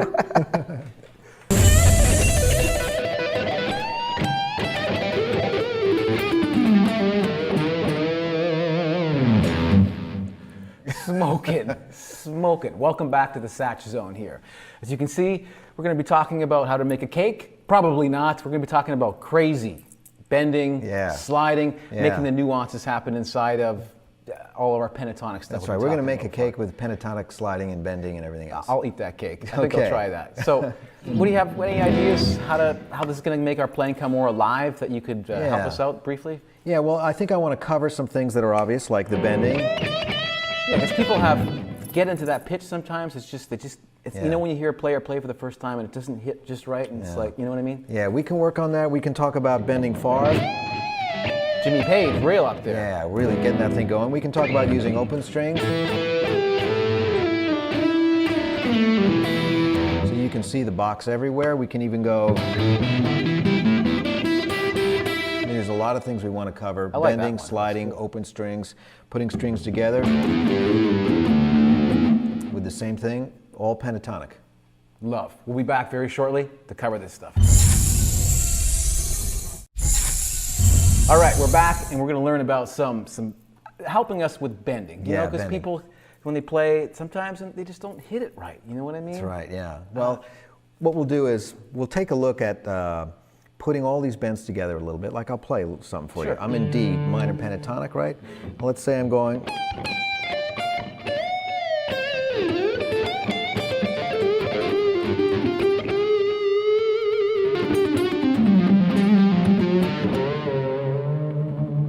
Lots of stuff that seems very simple, but there's a lot of things to talk about in there we just did, right? There's so many different bends. I started off with this thing. I'm going to turn my delay off, right? Sure. So a student can really hear it. And I'm actually starting with a bend that you don't hear, and then I'm coming down to get a bluesy feel. Yeah, that's a good way to put it. Main thing to remember, in my style of bending, I've got this part of my hand right against the side of the fretboard here in the neck, and I'm sort of pivoting. It's actually like my forearm is twisting a little bit, and that's how I'm getting that. Now that's if I'm going up. If I'm pulling this way, it's really coming from that's a big part of it too, because I know a lot of people when bending, they're like trying to have the thumb here. There's not a lot of juice. It doesn't work. Sometimes you got to do it. Obviously, if you're doing you got to do that. But we're in this little pentatonic box little area here, and so that fulcrum I think is important for a smooth motion. You take the whole burden off of the finger joints really, and you're putting it on some larger muscles and bones, which really helps. So you can do this kind of thing, right? I'm not bending very far really, up a half step. This thing here, we're in D, so if I go up to F sharp, like that, I'll go all the way up. Big bend. Major third, minor third. All right, I drop down, up a whole step, and then I did this. I could have gone the other way, right? That's the thing. Which way do we go sometimes? It's what feels probably good too. At least with my anatomy, I think when I'm pulling, it sounds a little bit crazier. Oh, for a wider vibrato. Yeah, and then this seems more controlled. I hear it. Just for for me. What you're talking about. So sometimes if I had a phrase that went, I might go first time, second time. Different color. Pushing, yeah. I'm pushing the note. The G and the D strings give you that because they're right in the middle of the fretboard, so you can push or pull. What I wouldn't do is this. Back and forth, right. Unless you really want to make it sound sick on purpose. The pushing pull thing kind of doesn't work. Any kind of movement where you're combining this with this, even sometimes a bar combinations doesn't work unless you're trying to be silly on purpose. So I would say keep them separate, like that. Now what else did I do? I did a little subtlety thing here where if I'm playing minor thirds, playing with fifths and flatted fifths, I'm putting a little bit of English on it. I'm not just hitting the note flat. I'm not just going shaking it. I might be going. It's the subtle, that's just like a voice. Yeah, so instead of going. Yeah, very vocal-like quality going on. Right. So every note gets a little squeeze, a little push. But if you notice, that hand position stays the same.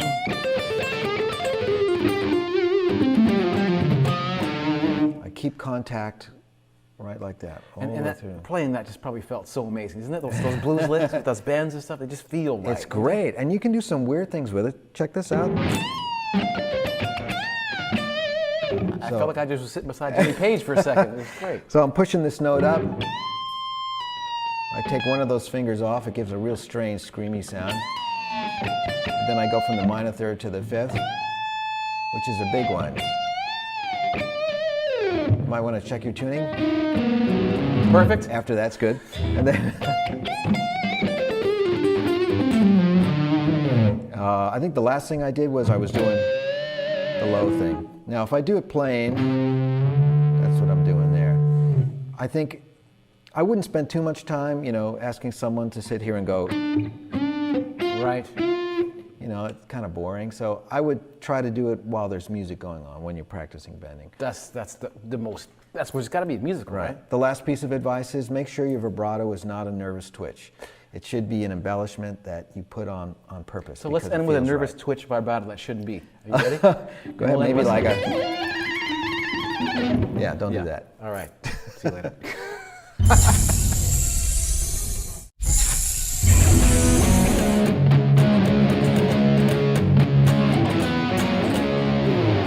That tune rocks. All right, That's thanks. That's an incredible, incredible tune. And you preface that because you're going to show us some slidey kind of pentatonic things possibly inside of that. It really is a song based on, the power that those 5 notes in that scale. Minor pentatonic is powerful, and although this one kind of, Ice 9 works off of, this Dorian kind of a thing, the rhythm and the chunkiness, the attitude is really pentatonic.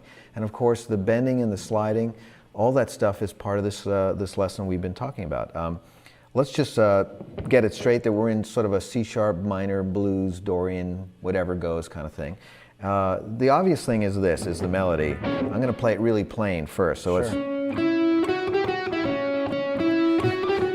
that hard to do? That's really hard. I know it is. It's like, that sounds weird. I know, total restraint, But it's sometimes when you're thinking about writing a song like that, you're actually hearing it and you're going, okay, well, that won't do like that. I'm going to have to do something to it. So Need some magic. yeah, we need some magic, right? So we've got a little delay happening here, a little distortion, and I'm going to start to add those things we've been talking about. Yep. Now that's pretty complex, actually. And if I turn off the delay, I can show you that I'm starting. That's pretty standard. A little bit of note, but I'm waiting a second. I'm making sure that C sharp is good. It's there. Before I start shaking it. That Same vibrato kind of comes pretty quickly, but then this one, no vibrato, and then I do this little. It's In a other little words, yeah, I don't. twitch thing. I'm not picking that flat 5. And I thought that was kind of interesting how you've got standard blues, and then this straight note bends, and then it shakes. So. There's a lot to that. When, as an observer, I don't even realize it at first. But when you see it, like there's magic in the way it all gets put together. You don't even recognize sometimes. Yeah, it's really cool. It is cool how if you think about the embellishments as the thing that's really going to make the melody speak, you build and you build, and then when you sort of standing at the top of the mountain, you look back down and you go, wow, I've come really far from taking this melody that can be reduced to being in a scale, to being something that is really a melody that tells a story. And that's what all this little stuff is all about that we're putting on there. And there's, when I think about it, I sort of triple tracked it, so it had kind of if I can use a little bit of this sputz on here, we got, now sputz is a musical term, isn't it? It's a medical term, really, but no. But I think, when you're recording this stuff, after you get the melody straight in your head and the whole musical part is going to work, then you start to add these things to add the flavor to it. Here's another part, though, that's interesting about that song. It's got this rhythm. Then I do this thing. It's a beautiful extra part that you just don't expect, but it just puts it all together, right? If you look at it, being this sort of very strange major 7th, augmented 4th or flatted 5th, and then you've got this minor 3rd on top. It's actually all wrong. But what I'm really doing is just sliding into the. Yeah, I'm sliding a little pentatonic shape here. But I'm using a little drama of wrongness that goes into this, because after this, it's very dramatic all of a sudden. Totally. So stepping outside of the scale with these slides and these bends can add this extra flavor that makes the melody really speak. That's those extra little ideas that you have when they come in. I guess they just come to you like, okay, I'm going to just try this, slide it up a little bit, see what it sounds like, and then the magic happens right there. Yeah. I don't think you should be too critical about it or think that, well, it's out of the scale. Theoretically, it's not going to work. I wouldn't worry about any of that. You can play whatever you want. There are no rules. There's just guidelines, and there's plenty of language to explain whatever it is you're going to come up with. Wicked. We'll be back shortly. Shortly, we'll be back.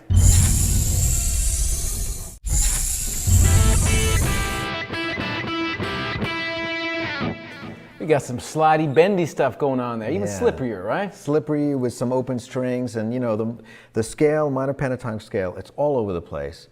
You got to memorize it. You got to be able to see it to take advantage of being able to play things like if we're in E blues. We've all heard this, right? Oh. Right? And I'm sure you've heard blues players sometimes using their fingers and going.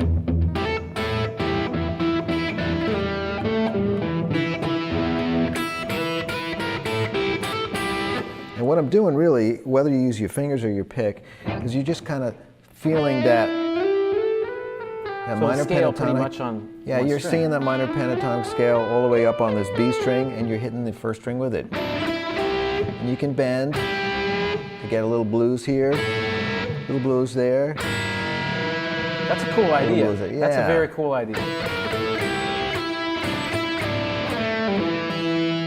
You can do it higher.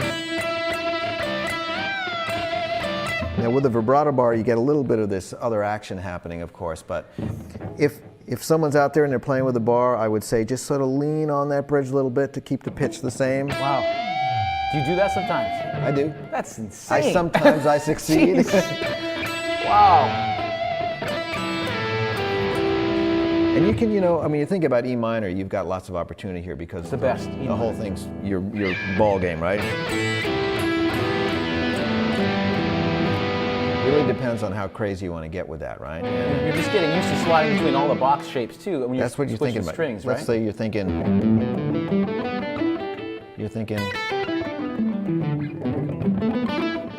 all E minor everywhere. I wouldn't get hung up on the fingering, fourth finger, third finger, it doesn't Right. really matter, really. We're talking about expression here, right? Bending.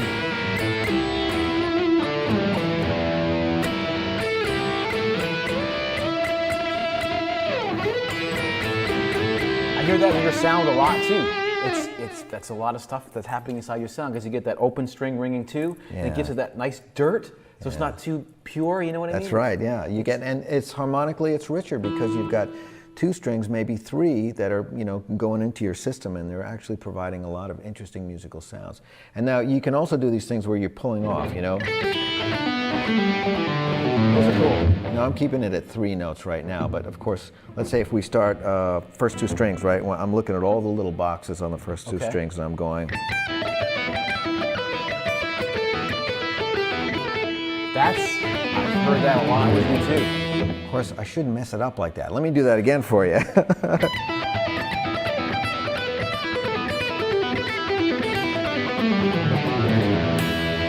Sounds better when I play it right. Well, it was perfect to start with the first time, but now it's just even more G-O-D. There you go. Okay, G.O.D. let me show you this one here. This is an old Hendrix lick. It's a little bit more complex in the shape, but actually it's such an easy thing to play. And I'm just using that open string. The open string pull off in there. You can.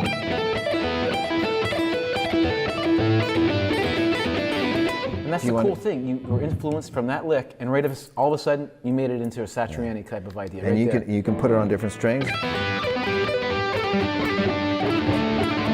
And at the right time,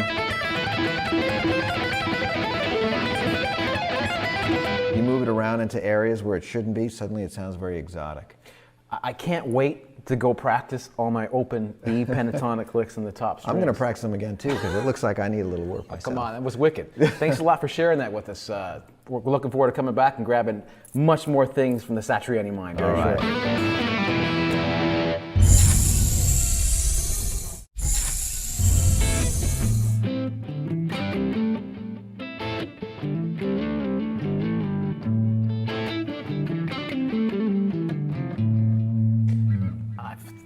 I've heard some remnants on the Flying in the Blue Dream album. Some of those things that just hit me. One of the songs, The Forgotten or something That's back right, there. The Forgotten, right? yeah. I almost forgot that, and we've almost forgot that, The Forgotten. That's right, we've been talking about these pentatonics, and excuse my throat there, but I'm thinking about these shapes and how we can put these double stops together and sliding.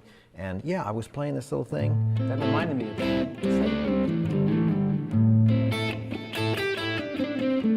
Lots of double stops, sliding ideas. So you're thinking of a lot of the box shapes and sliding within like a double stop idea Yeah. throughout those? Let's take a look at like A minor, simple bar chord. Yeah. Let's take a look at the most familiar box. And then put those harmonies together. You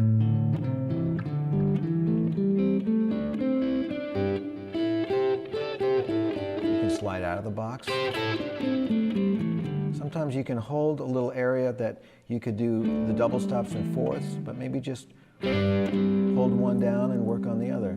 Yeah, and you can hold the string that's the lower string down while you hammer on and hammer off on the upper string. I always thought of the other way, but Or that's go a the good other way. way. That's more classic, but your way. I like that way. So if we have that open A string, you can go, or right, sliding like that. Now, of course, some of these notes using the fifth harmonies are part of it as well. So mix them up. So you got your sixths, right? You've got fifths, you've got fourths. You've got these little minor seconds and minor thirds that you can throw in there. And you kind of put in some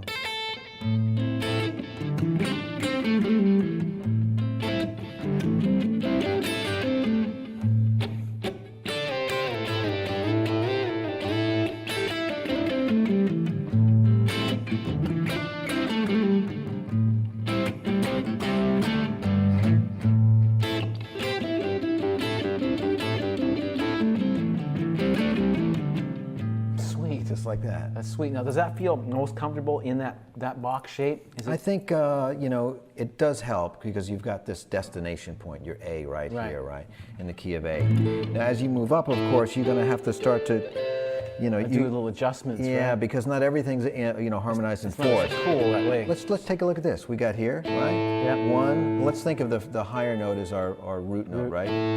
We slide up. We get to this minor third shape, and then up, and we're right there. You're at the octave again. Yeah.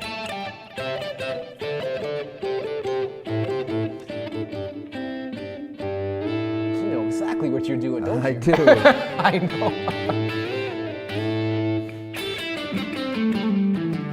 And you can go.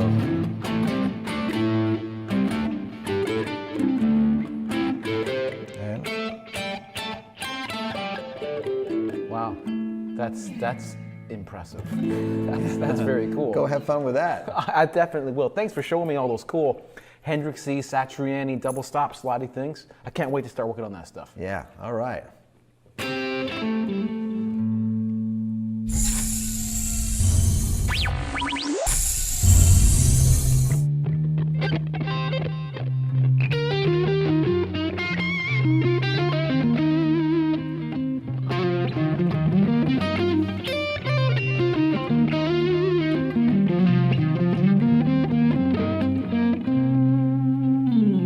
Hey there. Welcome back to the Satch Zone. So I think you expressed a word to me earlier. I remember melodic cadence. That's right. That's We could actually probably 2 talk words, about it. Dave. Yeah, you know, I guess maybe the playing the bass just kind of rotted my mind for a second. That's all right. But I'm back. It sounded good. I like that little bass line you're doing there. Right on. So melodic cadence, 2 words. Melodic cadence, 2 words. I got 2 words for you, melodic cadence. Okay, the idea is, let's say you're working out a melody that's sort of like a, you know, minor pentatonic in spirit. Maybe you throw in a little major 6 for Dorian mode inflection. Maybe every once in a while you throw in a ninth, you know, for some added color. But the idea is that you can get a lot of mileage out of the melody by not always returning to the root or to the third or the fifth. Stay away from those. Yeah, if you just want to extend. So we're really talking about using suspension notes or notes that are those color notes outside of the scale briefly, in between your phrases to sort of double or triple or quadruple What are the some of length your of the favorites? phrase. Well, Cool Number 9 I think is a great example because it works off of the 4 quite a bit. 4. Yeah. You heard that, the 4. Steal the 4. The steal 4. The 4. 4's a good, 9's a good. 6, and of course, anytime you're really out of scale, it's a little bit more challenging, but maybe that's what you want. Maybe you want to shake the listener up a little bit and make them think, where's this going? And that's kind of like what the idea of the melodic cadence opens the door to this thing where you're saying, am I going to ask the listener to try to figure out where I'm going, or am I always going to lay it out for them? I'm always going to end everything. And if it's going together with your bass line, then they're thinking, well, that's done. He's finished. Yeah, I know what you but mean. if he's going, It's not closed yet. not closed yet, he's wondering what you're going to do. So you're suspending the interest in the melody, hopefully. And so that's something you've got in your pocket you can pull out when you're working on a song. So when we come back, you're going to show us how to do all this stuff? There are I secret will. 4 9s and all those great things? I will. Cool. I'm excited. All right.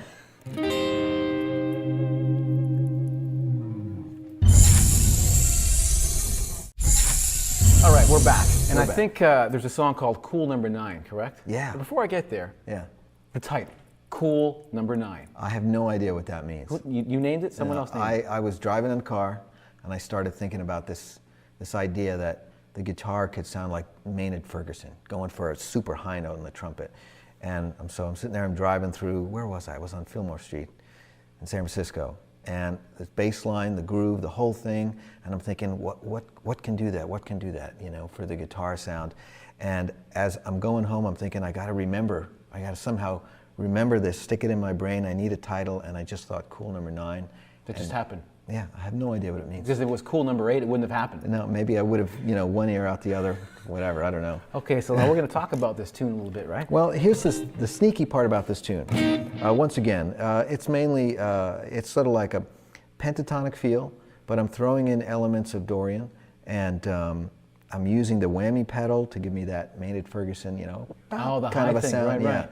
But really the sneakiest part of it is how I'm really using this idea of melodic cadence to suspend the interest in this very simple melody. So I've got,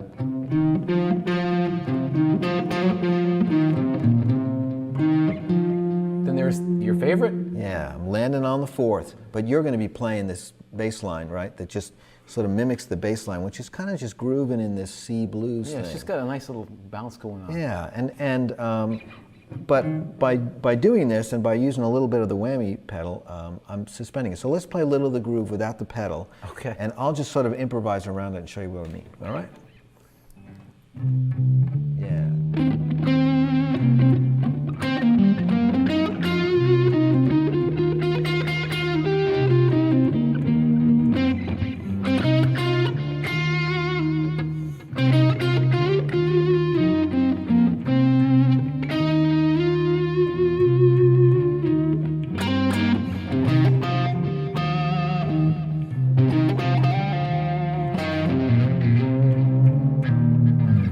So each time I'm just fooling around, I'm working off of the 4, I'm working off of the 7. What I'm avoiding is this, 1, 3, 5. Right, because it didn't close up. It was Yeah. just kept moving. Exactly. That's If I your had point, right? gone, and that's sort of a dead, to me that's a dead I know statement. what you mean. It's doors closed. Yeah. So we want to keep that door open. Now I'm going to ask you to help me out there with this pedal. I'm going to show them. Did you see that? Look at that little hop move. I like that. Give me some hop music. Nice. There you go. So let's see if that's working first of all. There we go. So here I go. I'm playing.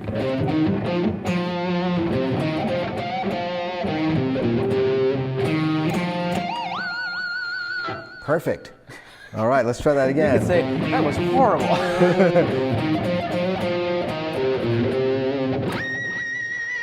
Yeah, so that even adds more drama to it. The trumpet. All the way up. But I'm still just doing this. At the basis, I'm taking this minor pentatonic thing, and I'm just ending on the 4 or the 7. And it actually doesn't finish until third phrase ends up on and to G, and I'm doing this thing. And then I finally end on, give me a little, the end of the phrase finally after 4 rounds winds up on the C. You close it. Yeah, I at that close point. it up. And then there's all this other stuff that we can throw in there, but at the heart of the song is this little trick of melodic cadence working off of this minor pentatonic with a bluesy feel, with you on the pedal there. And we've got a little video that we can check out, and people can see what I'm talking about. Check that out right now? Let's check it out. Let's go to the clip. That was some cool footage of that tune. That was from first G3? The very first G3, we had Eric Johnson, Steve Vai on the show. That's Stu Hamm on bass, Jeff Capitelli on drums. Great players. And we're taking that song, Cool Number 9, and we are stretching it out. I mean, You love to do that live, and I love that about you, because so many people just keep it so the same, but you have so much fun with stretching it out, like so showing those ideas of your melodic cadence and just having fun with it. and that's what we use. And we take the, you know, you can build one melodic cadence idea on top of another to the point where you get way out. But you can always retrace your steps and get back to that very simple idea of that we're using the 4th, you know, to really set up the idea that, yeah, we're going to be extending this melody so that we get a lot more real estate covered, a lot more. I think we're telling a longer story by using these very subtle musical devices. I'm learning tons right here from you Great. right now. Wicked. We'll be back shortly.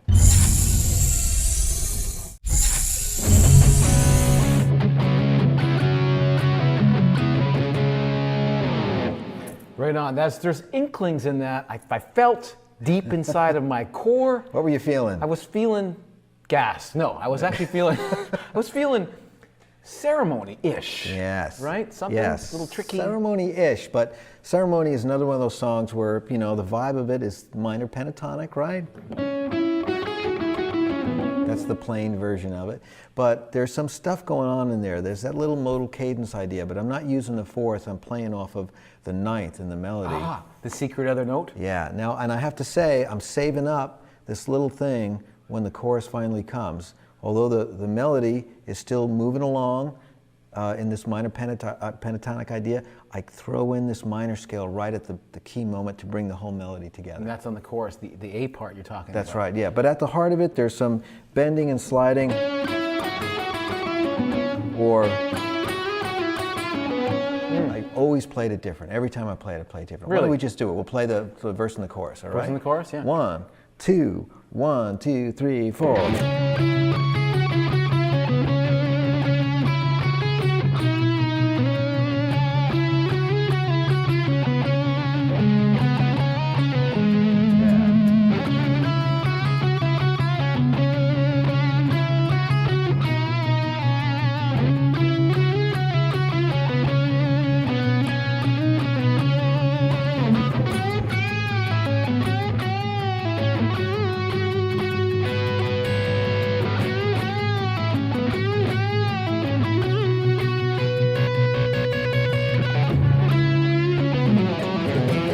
That chorus grabs me every time. Oh, that's great. Just the way it just fits so perfect in there. That's great, man. You know, I'll tell you, holding off on notes sometimes is the most effective way to get that big explosion of a melody. And so that's what we're doing. This whole melodic cadence idea is just keeping it very tense.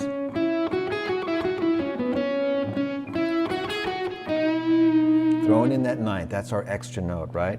But then even when the chorus comes, I'm going the fourth, right? It's giving me goosebumps right there, yeah.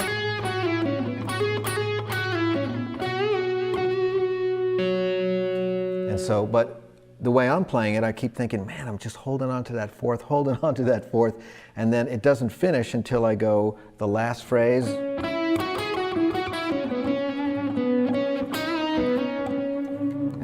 And each time I'm putting in a different bass line to then move. It's almost like the band is playing with this melodic cadence thing, but the melody player, the soloist, is keeping this straight and narrow melodic idea, telling this very specific kind of a story. And so this is how you can use that ninth, whereas the other song, Cool Number 9, was all about the fourth. So I think you have to write a song called something with 4 and 9. What do you think? Maybe? I could or do 94. I could probably avoid all the root notes and just do the upper partials. That's it, 4 and 9. We'll call it suspended animation of some kind. The whole song will be. So I guess we'll be looking for that one on the next album then. Suspended animation 4 and 9.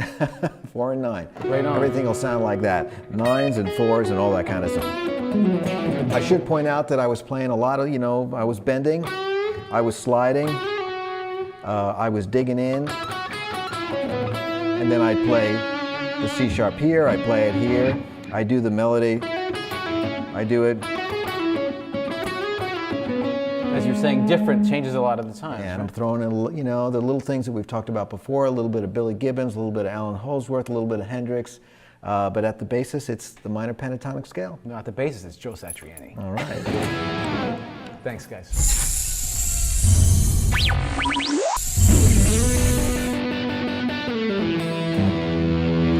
Hey there.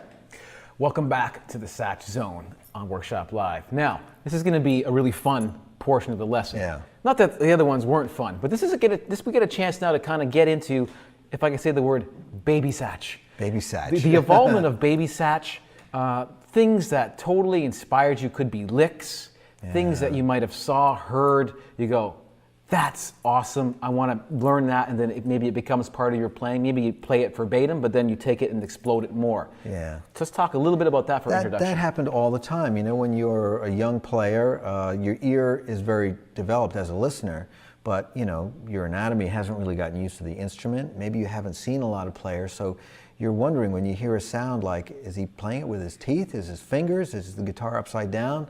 what key is he in, you know? And all those things were big questions in my mind. And if I'd go out and I'd see a concert or some friends play who've been playing a few years ahead of me, it would be a revelation just to see a hand position. And you'd go, my God, he gets that sound, you know, by keeping his hand in a box. The look. Yeah, and you know, that's important that we show the students here. These are the secrets that sort of unlock, you know, the box. And you can get all these things happening. And that's what it was. For the baby Satch, it was just those great moments of unlocking those secrets. Baby Satch, it just sounds so, need a cape or something. Baby Satch is here. So you're going to give us, you're going to show us all these licks that you... I will. The ones that were revelations to me, yeah. Right on. So when we come back, we'll be checking those out. Talk to you later.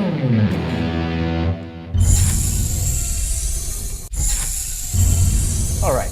Now, I know this guy has influenced you because I think I've heard some of his little ideas as to what you do. I'm going to say Billy Gibbons. Oh yeah, the Reverend Billy Gibbons. Amazing player, Amazing and player. sounds the guy got too, right? Amazing writer. I mean, I look at it from the composing angle, and he's probably the most prolific modern blues writer ever, you know, to come along in the last couple of decades. He really writes original things, and then on top of that, he puts this swampy, gutsy blues stuff on there where he's sort of hinting on the, you know, ages of great blues players, but also, you know, borrowing from harmonica and different, you know, a little music concrete, little crazy stuff that we're going to get into here.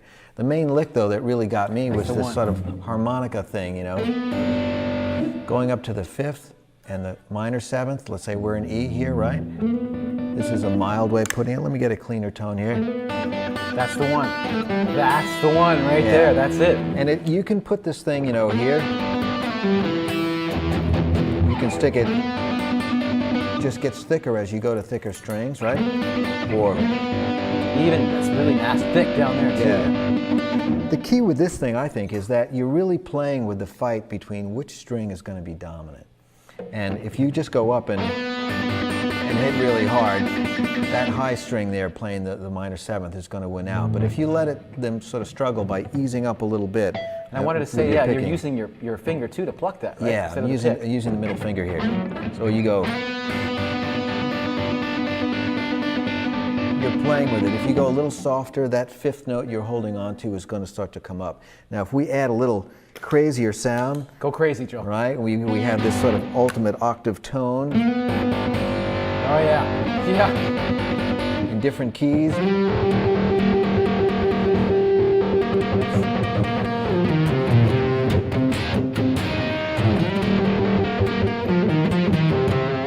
And I was thinking, well, if you can do that, can we add some notes? Let me do it with just the regular saturator tone here.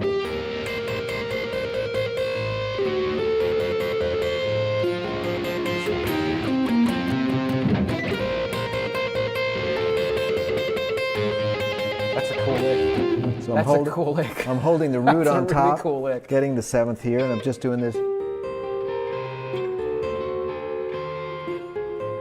And then I'm ending it with a little.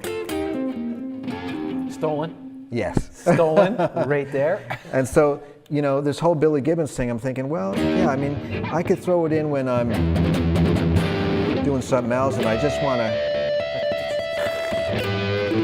It doesn't necessarily have to be totally blues, you know, with the swing thing happening. Right. It's just the idea that, yeah, you can have one note ringing on top, and you can get this other note below, and you can finger the two, and you can play with the distortion and their fight for dominance, and you know, you get it up to band volume, and you've got something really cool happening. And then you add a crazier tone, and it gets pretty strange.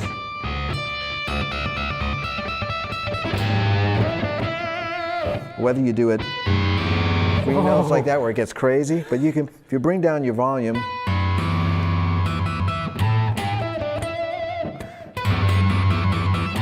Wicked. That is wicked. Yeah. So I can't wait to come back and check out a couple more things that we're going to figure out, right? yeah, we're going to do more stuff. Okay, we'll be back shortly.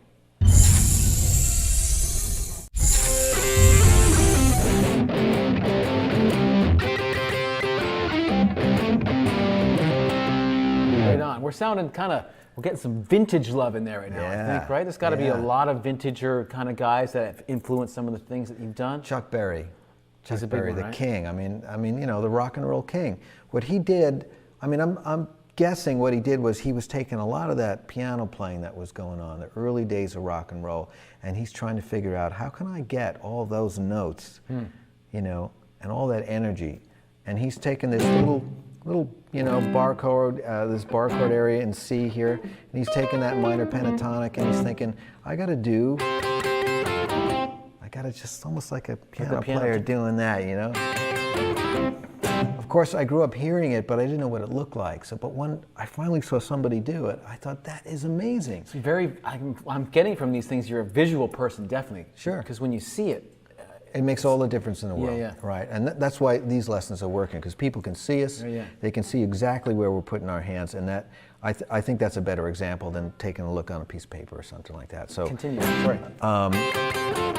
And so I'm thinking, well, okay, I knew the chords, I knew the scale, and I'm thinking, it's just a question of style here. But then, where did he get the idea to go? And that meant so much to me. I mean, that spilled off into just about every style of music I ever played. Really? You know? And then the whole idea that just that little thing, sliding up, that and ending, always ending somewhere on the chord. The other thing that was, you know, this is a bit esoteric maybe, but sort of never quite getting to the third, you know, when he was on the upside of it, this side.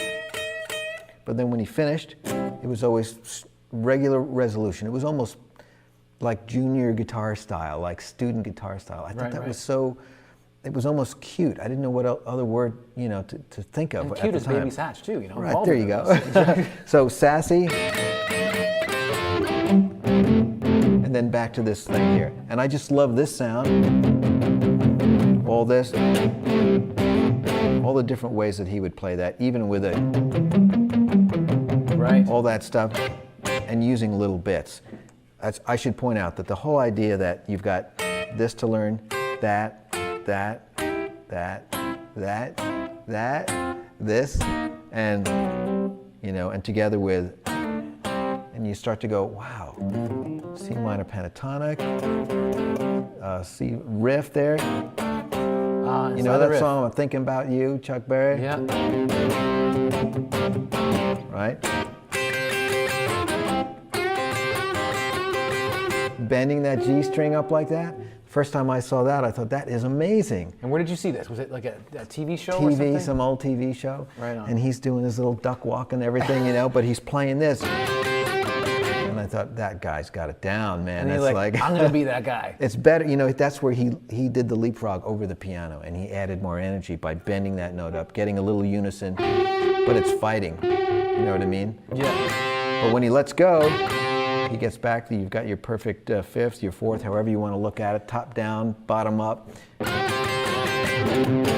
Once again, all these things we can hear, they're in your playing. That's right, It's so cool to hear how you can say, okay, this is how it evolved. Yeah. This is how I took it, and now it's just part of me. Yeah, you can hear, if you put on Surfing with the Alien, you hear Chuck Berry, straight up. I wonder how we'd feel about that. Probably pretty impressed. I hope so. I'm sure he will. Okay, we'll be coming back in a little bit and checking out a couple more of Joe's amazing influences.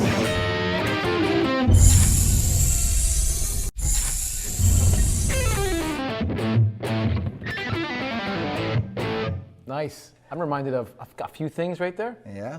Possibly maybe a little Beck. That's right. And the father of pretty much everything, right? Yeah, the first guitar here, electric guitar hero, Les Paul. Les Paul. He did, I mean, he was an amazing player, but he brought in all this little stuff in, and he wouldn't care even if just the sort of like the audacity of doing it was more important than the actual note value. He wasn't really too concerned about the open string sometimes, but he had a perfect ear, perfect timing, so he could always wrap it up really good.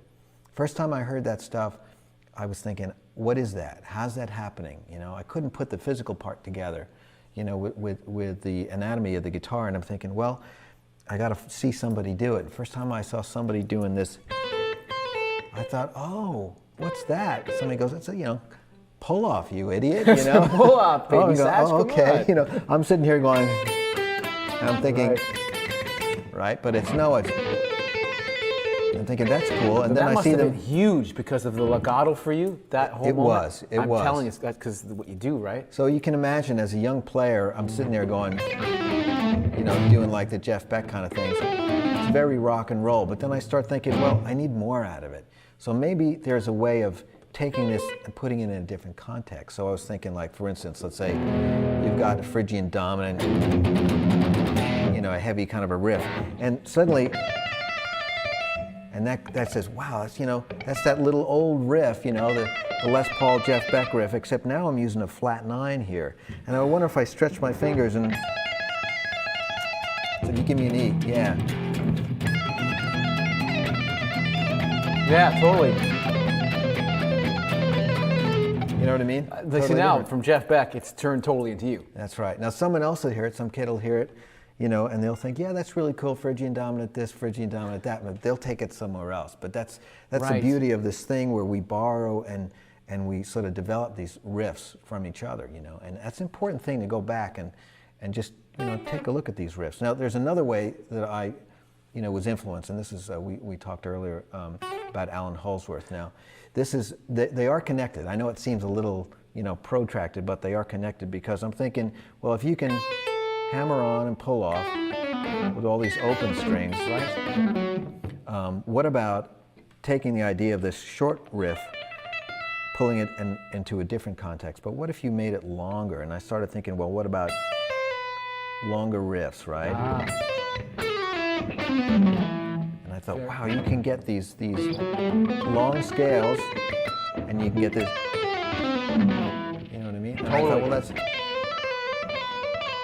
you know, That's you get the right effect on there, put a little delay, you pick a little bit. Yeah. There it is. There it is. That's the classic one. That's the one. Everybody sees it. That's the one right there. Yeah, and it's really, you know, I gotta say, it goes back to that early little. From Les Paul and Jeff Beck. All That's from right, that. yeah. And because Les Paul showed that he could, you know, multi-track these things and build these monster tracks off of these little hammer-ons and pull-offs. As long as you had a song underneath it to support it, it was great. And so I thought, yeah, I'll take that riff and I'll expand the musicality of it. Did you hear that up there, guys? See how that all worked? See how it's just kind of pulling itself together? I can't wait to come back and get the next piece of information from you, right? Shortly? Okay, so we're back. Now, there's a person's name we didn't mention yet, and very important name in probably the entire rock guitar world. Correct? And you probably know who, of course, that Jimi is. Hendrix. Jimi Hendrix, the You greatest. can't say enough about the guy, right? That's right, yeah. And certainly that was the player that influenced me the most, whatever.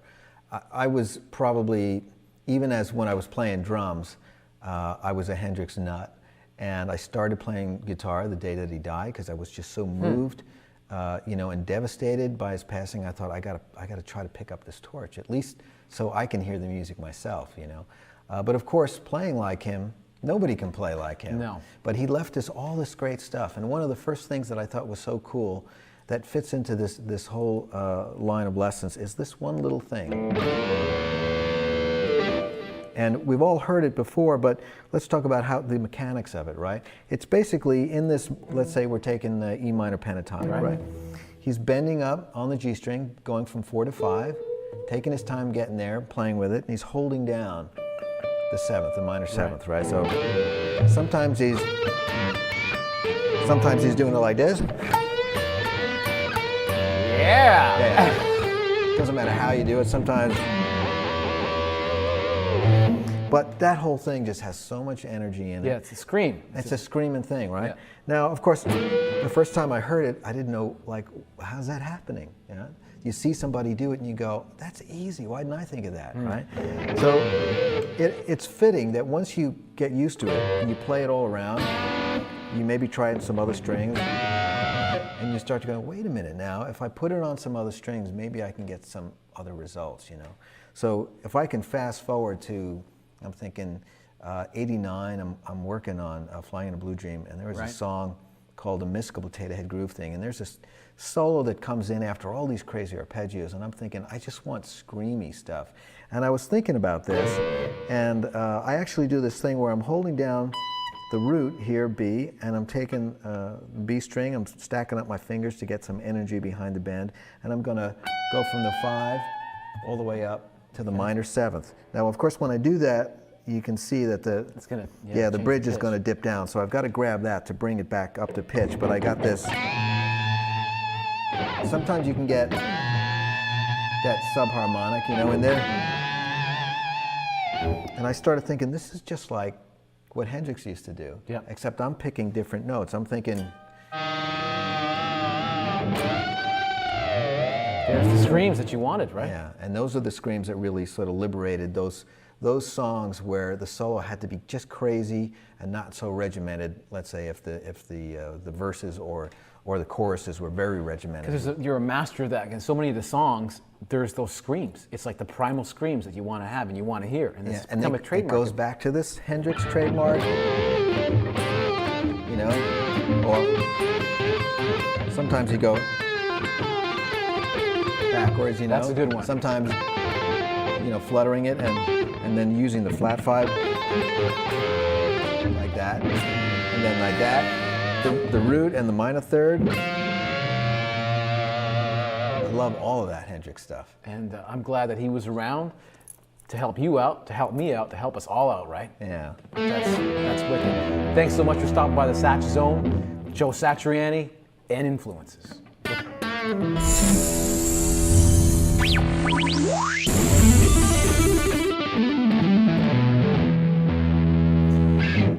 Welcome back to the Satch Zone again, and there was some more interesting pentatonic stuff going on there. I saw a lot more than 2 fingers being used at that point, Joe. And there was, right? Lots of stretching. There's lots of stretching, and that's what. And I see you on the things. You're always like doing this thing, yeah. right? It's easier to play, you know, sitting down than it is standing up. Good thing we're sitting down right now. That's right, yeah. But here's the concept. You know, usually you're playing minor pentatonic scales. It's standard, yeah. Yeah, 2 notes per string. So of course I'm looking at it over the years and I'm thinking, well, why not go 3 notes per string? Let's go more. But then I go, wow, that's a stretch. It's not going to work in every key, especially when you're standing up and you're running around stage and stuff. The wrist is really bent. It's really bent, and then the orientation of your elbow to where what fret you're at, that changes how your body works. So let's stay in E here, and I'll just go through very quietly here, starting on the 5th of E here, like that, and then I'll go, and then.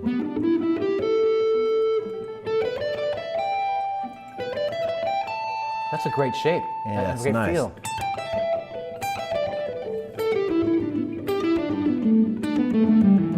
It's almost like a cut and paste of the little idea as it moves through octaves. Yeah. Something like that. And then, of course, you're going to notice this. We get this little thing, you know, sax players call it false fingering, you know. False fingering. In other words, you've got the same note in 2 different places. It can be kind of fun. Did it ever bother you, that sound, or no? I think it's pretty cool, right? I like it, yeah. I cool. like it. And then it has a bubbly effect, obviously. I like the bubbles, too. Yeah.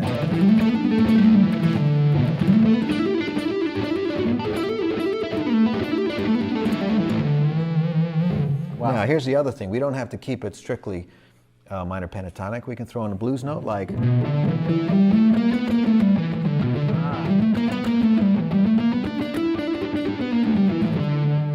me play it a little quieter.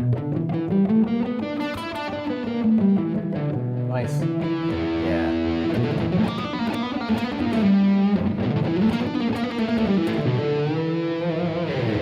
Sweet. The blues note gives it an extra little flavor. And once again, I see that thing you're playing a lot when you're moving around the pentatonic thing. Yeah.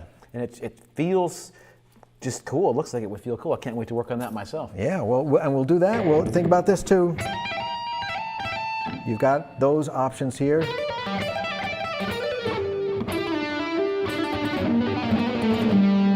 So that flat 5 is up here, it's there.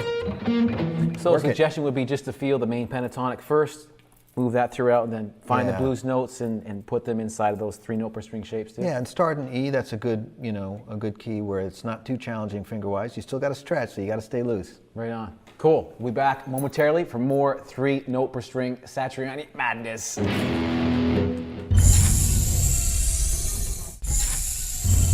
All right, welcome back. We heard those 3 note per string things, and there's a song I can remember that I think you do this in really effectively. And when I first heard it, it was like a huge flurry of notes. It sounded pentatonic. Off the surfing album, right? That's right, Crushing Day. Yeah, that's the one. And let me tell you, it seemed like a good idea at the time. Because you're like, I'm going to do this. I'm going to do this. And I was sitting down, I was writing, I'm hunching over the guitar, and I'm thinking, I can do this. It could be a really cool thing. Of course, months later, the record comes out, and I'm on tour, and I go to play it, and I'm standing up, and the guitar's down here, and I'm going, oh, I can't play this standing up, you know? And so, you know, I learned that lesson. But recently, we were out on tour, and we were celebrating the 20th anniversary of Surfing with the Alien. And I thought, I got to play this for the fans, for myself. I was at one of those shows in New York. That's right, in New York, right? Yeah. And so what did I do? I brought out a chair, and I explained to the audience, I can't play this standing up. I thought that was just so humbling at the same time, but cool. But you know, you got to be straightforward and honest. Yeah. You know, it's all about the music. So, but let me show you what it's all about. Right on. Minor pentatonic, but we're in G here, right? And I'm throwing in some Dorian notes and some blues notes, right? But basically, it's what we covered before. But I'm doing some flutters, some hammer-ons, and some pull-offs. I don't think I can play it slow. I think I just have to like go into it, right?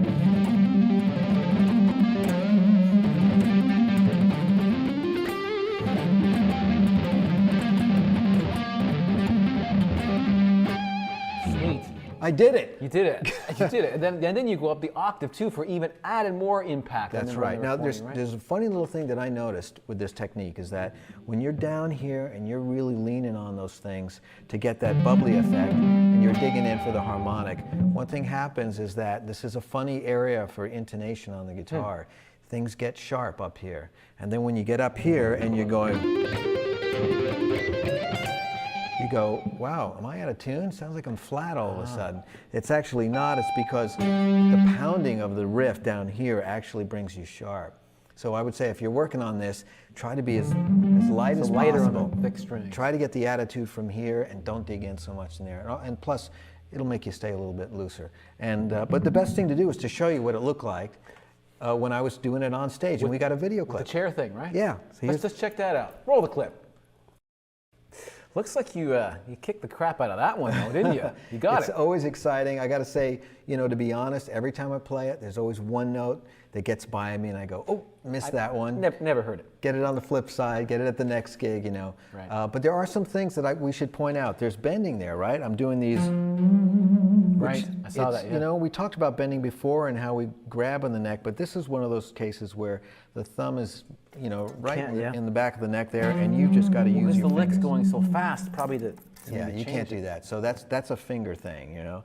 I'm also doing some harmonics there to get the last note to suddenly jump up, so I don't have to do that. Right, that would kind of ruin the whole setup of your fingers. And then finally, I am putting in some of those, the minor third and the sixth there. I'm sort of hinting at there's this little, you know, fourth chord that's coming in. So it's sort of like a barrage of notes, but I'm being kind of bluesy with it, and I'm throwing those notes in, and the blue note that we talked about earlier. So it's this minor pentatonic, 3 notes per string, but with added flavor notes in there, and a lot of flash. I'm going to leave you with this. I remember when I was driving my first car, I had that CD, and I blew up like 3 pairs of speakers listening to that song. Is that right? Just so you know. Bill me. Till next time.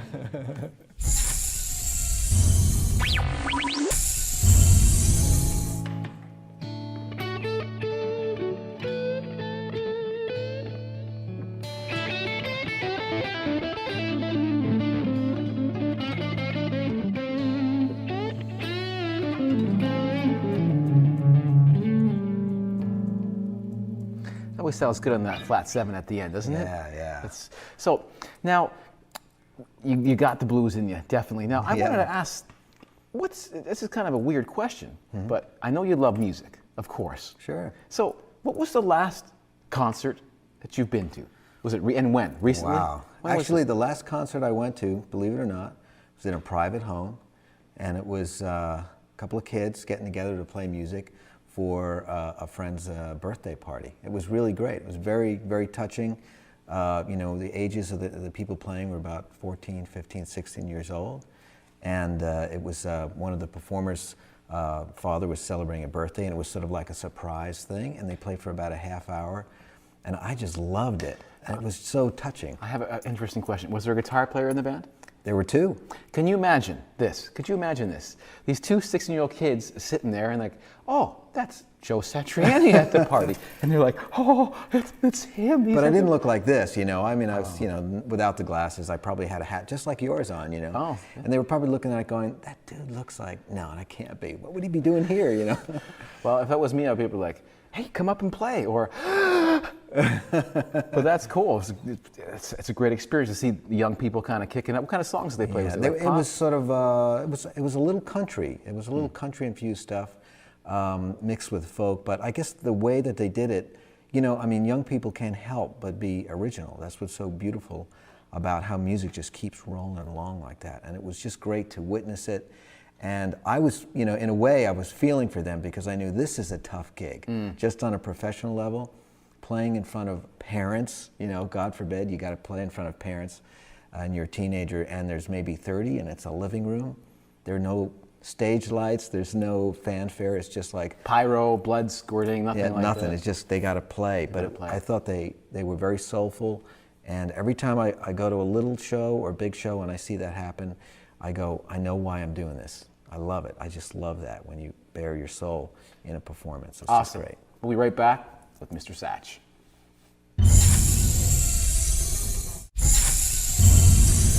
All right, welcome back. So I hear that possibly from different studio owners that I've been in that we've worked at, some have mentioned that you like to journal thoughts down, ideas like that.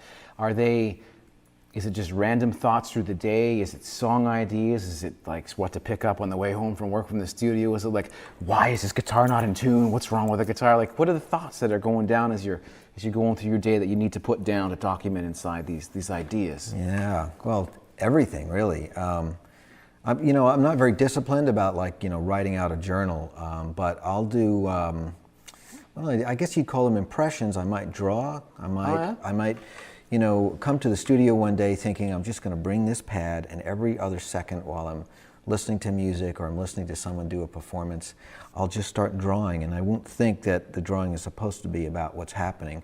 It's just a reaction, you know, and I won't think about it. But then when you go back and you look at it, you realize that's what it is. You're sort of taking things in and you're reinterpreting them in some creative way.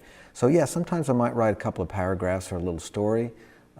Sometimes it might be a video. I'll make a funny video and put it together later on, and it winds up somehow in the project, or it's just something that I use later on to write a song to. And so yeah, I've got lots of books with sketches in it. Do you date them usually? The date of that? All the time, yeah. So if you look at it, you can go. You look at that picture of, say, it's the back of Mike Fraser's ponytail, and you're like, you just remember something or the video or whatever it happens to be at that point. Yeah, and of course Mike is great. Mike Fraser is a very colorful character, and so we're always having a good time in the studio while we're hard at work, you know, at the task at hand.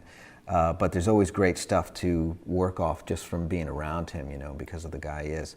And and like I said, later on, there's lots to do about it. There's lots to write about it. I'm really writing songs based on life experience, and it could be, you know, mundane, simple, or it could be just catastrophic. So it's just a flow that's kind of coming out as you're in there? Yeah, I'd like to keep it going, just as part of a creative lifestyle. Now, is it just in the studio, or is it?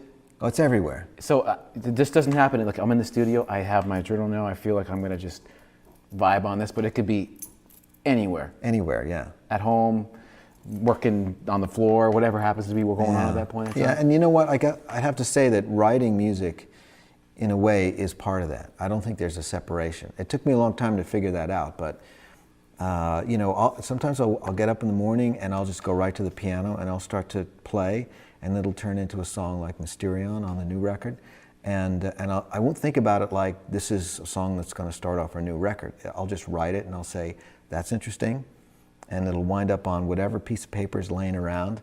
And then, you know, in a couple of weeks, that piece of paper will work its way around the house, finally get down into the pile of manuscripts in my studio.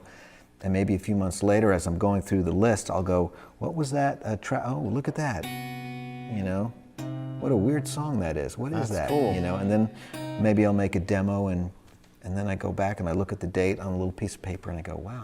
What happens if you lost that little bit of paper? And you're just like Zizi, Rubina, where's the paper? Yeah. That's the magic song. Unfortunately, a lot of riffs, you know, you're out doing something and you're thinking, man, this is the greatest riff ever, and you get home and you go, what? What was that?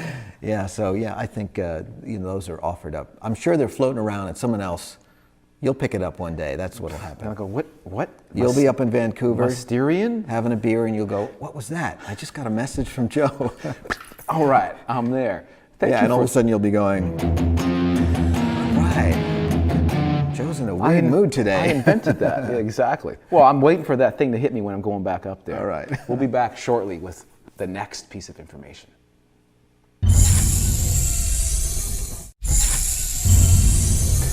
Welcome back. Unfortunately, you guys just missed a little cool number 9 jazz thing I heard going on there. Yeah, there's a before. little Wait for that. Stanley Tarantino tune.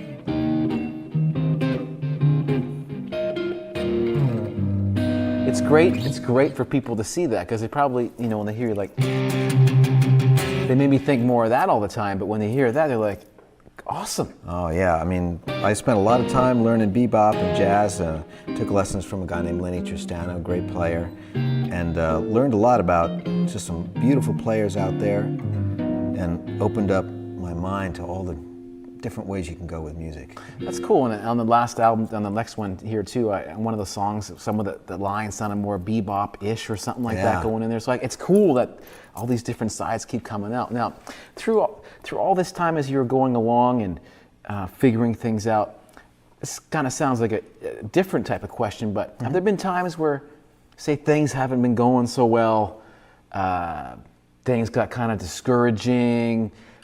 Basically what I'm trying to say is, did you ever feel like, is it really worth it? Should I really do this? Do I want to continue? Should I just give up? What's the point? Or, Yeah, you know what I wow. mean? And there's a lot of people out there that they feel disheartened, and they're like, do I really have it? Can I make it? Yeah. Should I, can you comment, or from your experiences on that whole thing? Yeah, well, that happens all the time. I think the hardest part was in the beginning, because I just was so enthusiastic, and I started playing, and even just little, stuff like that would, you'd be sitting there trying to get better, and you just couldn't get it faster, and you'd think, am I any good? Like, why should I keep doing this, And I think at that age as well, when you're a teenager and you're trying to figure out if this is some kind of a path for you to take, it can be discouraging, to say the least, every time you get hit with some physical roadblock, some technique that you just can't do.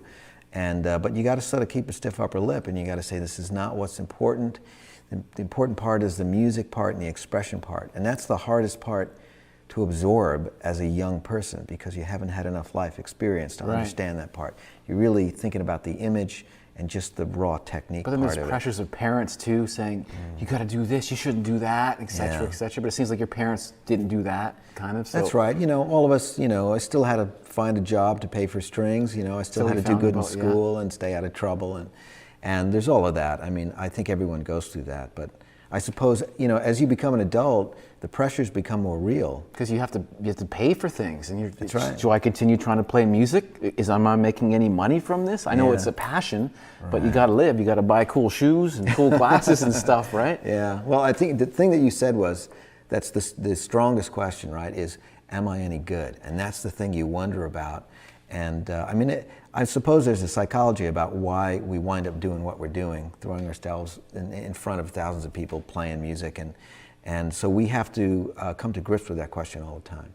But somehow you can let the technique help you, because it's sort of, you can learn it, it's regimented, you can understand it, you practice it enough, the result is you're good at it. And that's the kind of stuff that, in a way, kind of builds your courage.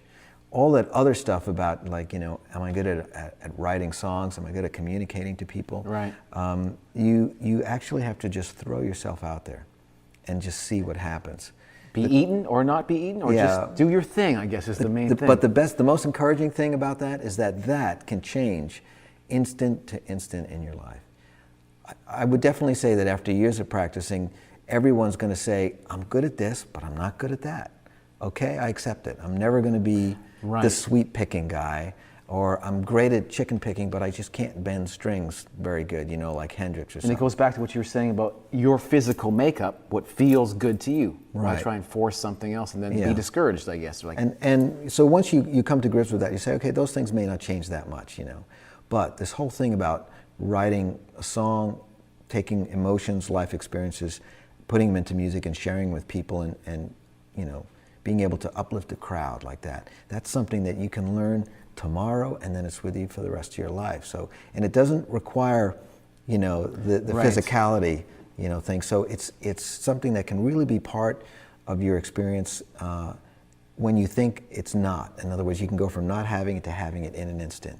And then, man, it's so powerful, much more than some sort of technique. so then past the technique, and it's basically the feeling of, as you're saying, the song, getting that going. What would the last piece of advice you would say for all the discouraged little people out there, just to give them that magic Satch pill thing, just the little thing that they want to hear from I would you? say don't give up, because I'm listening.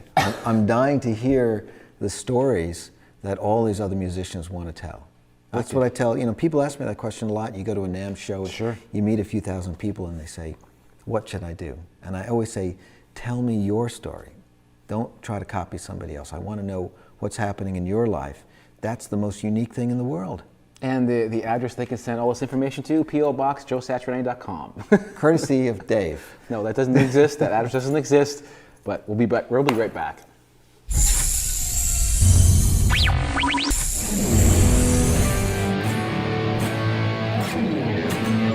Hey there. Welcome to the Satch Zone on Workshop Live. We're here today, of course, with Mr. Joe Satriani in the studios here in San Francisco. And I got 2 words for you, Joe. Besides, you're the best, or that's 3, That's you rock, you know, I have these 2 special words. Okay. Wang bar. Wang bar. What is that process? As soon as I said that right there, there's visualizations of a bunch of things, probably. Yeah, Wang bar. It means freedom to me. You know, my first guitar was a Hagstrom 3, and it had a funny little Wang bar on there.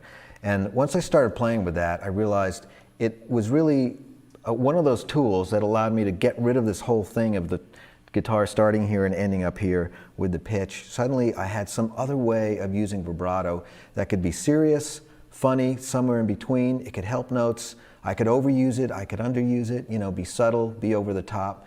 But it became a really good friend. Plus, it just sounds so cool. It's does. different. It's just different. Like, it's a different thing that you can add inside your playing, which you have done so great, right? Yeah, it can be very melodic, you know. It can be funny. Let me try that one. Yeah. Did I get that? Not yet, but I can show you how to do it. It's real easy. Let me try just one more time. Close, but there are a couple of steps. You got to learn about the harmonics, get your coordination together between the hands, and you have to be very deliberate. You just got to go for it. Can't look like I don't know what I'm doing. You'll That's teach right. me that? I will.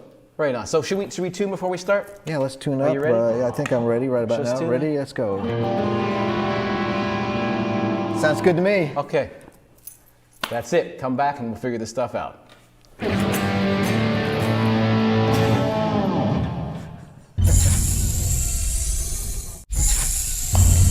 So Joe, Yeah. if I said the word scream, scream, I do this. I go. scream.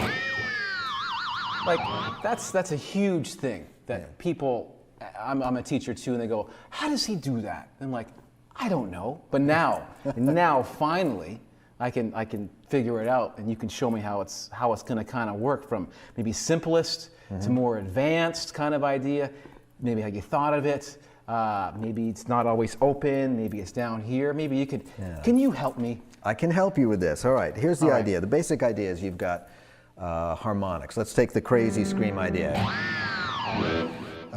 It's a couple little things we'll break down. The first thing you got to know is that there's harmonics here, the same ones that are here, and they're working in the opposite direction here. Cool. So you have your, root, third, fifth, flat, 7, 9, that kind of thing. That's insane. Did Right you here. actually figure all that out? Well, it's easy. It's right there. Oh, And it's easy. I'm so Joe you- Satriani. You look at the guitar and you just think, okay, I've got all these tones that are right here, so that if you're looking sometimes for a particular note, Just can to hit add, you can find it. You can think, I need that E flat. I'm going to go up to that E flat or something like that. And if you don't reach it, you could probably bend into Go it. to the next best note. Yeah, if you're searching and you go, that'll do. That's the one, right? Okay. Yeah, but the idea is that you've got these harmonics and then you want to pinch them. So you're holding the pick. The classic like pinch this, move thing. right? And you're letting, after you pick the note, you're letting just a little bit of your flesh here touch the string at that harmonic point that you've picked out for that particular scream. Lower, and as you go towards the bridge pickup, it's going to be higher. More screamy. More screamy, right. And then, so that's the first part, is just getting this to come out. Why don't you try that? And move it around so you get...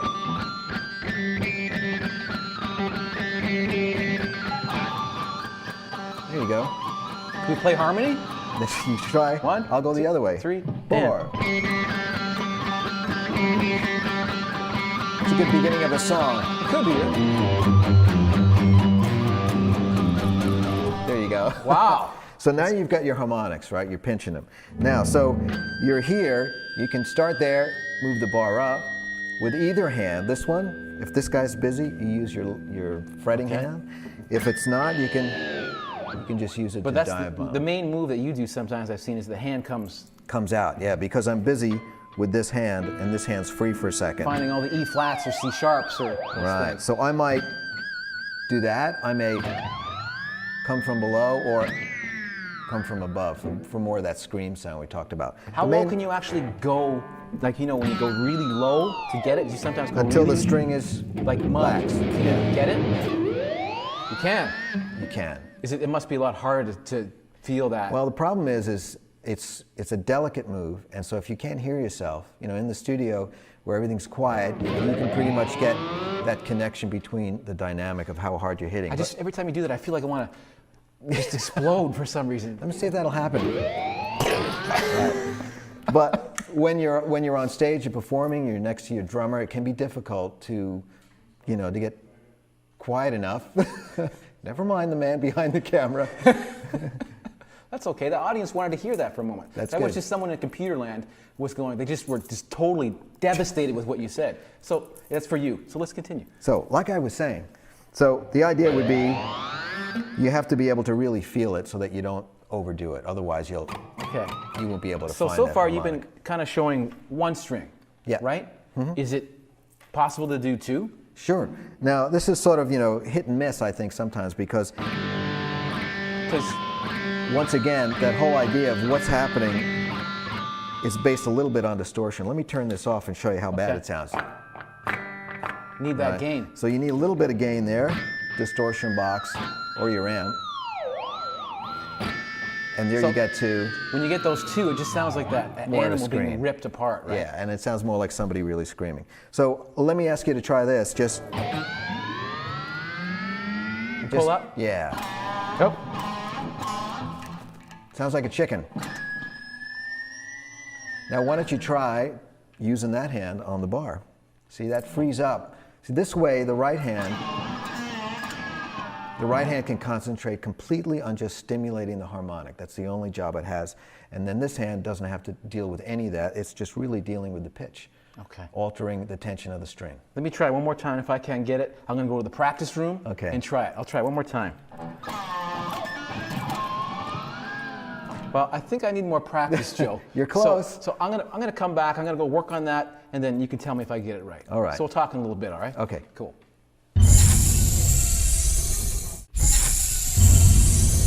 So we talked about screaming. I came back from the practice room, but I won't show them yet because it's just devastating. But I'll hold off on that.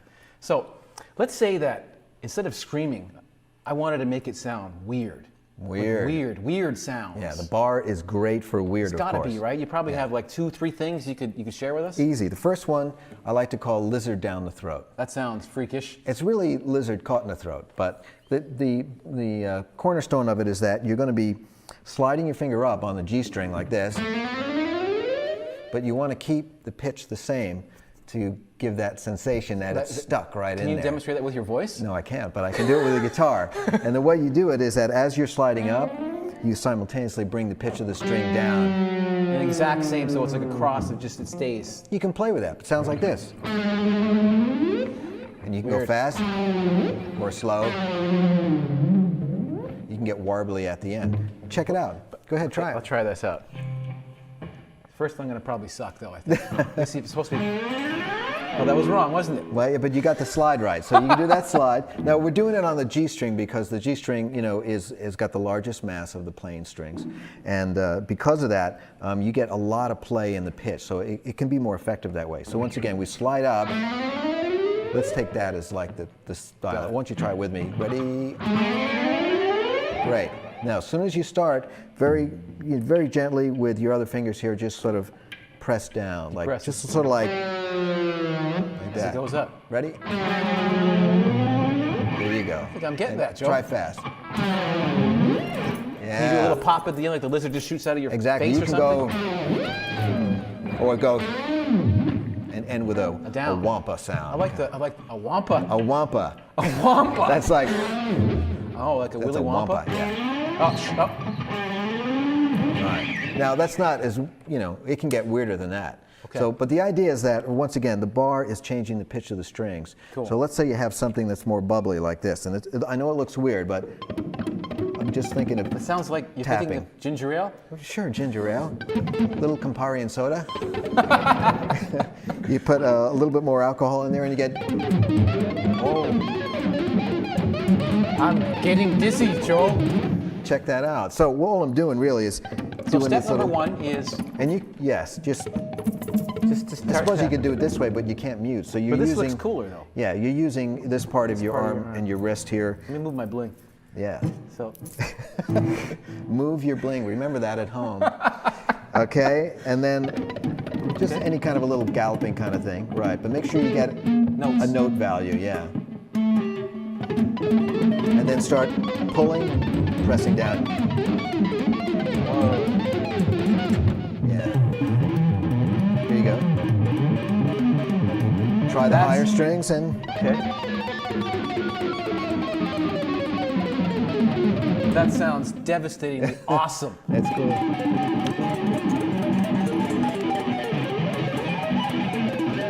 I love You're a that. pro. You're a pro. That's amazing. Okay, so now we can even get stranger with that. And this one. Really? More than Yeah, that? I'm going to ask you to use the side of your pick right. to just sort of do this kind of a movement on the strings here, like that. I'll put a little sound up. Now, as you notice, as I move it up and down the strings, I'm getting different pitches here. Like right? the harmonic thing we were talking about before, right? Exactly. They're all here. Okay, so we're just Right. using the pick. But once again, I reach over. I'm doing a little bit of muting with the thumb here. And then I'm doing that. Ah, If I want the sound of the open string, I remove the muting.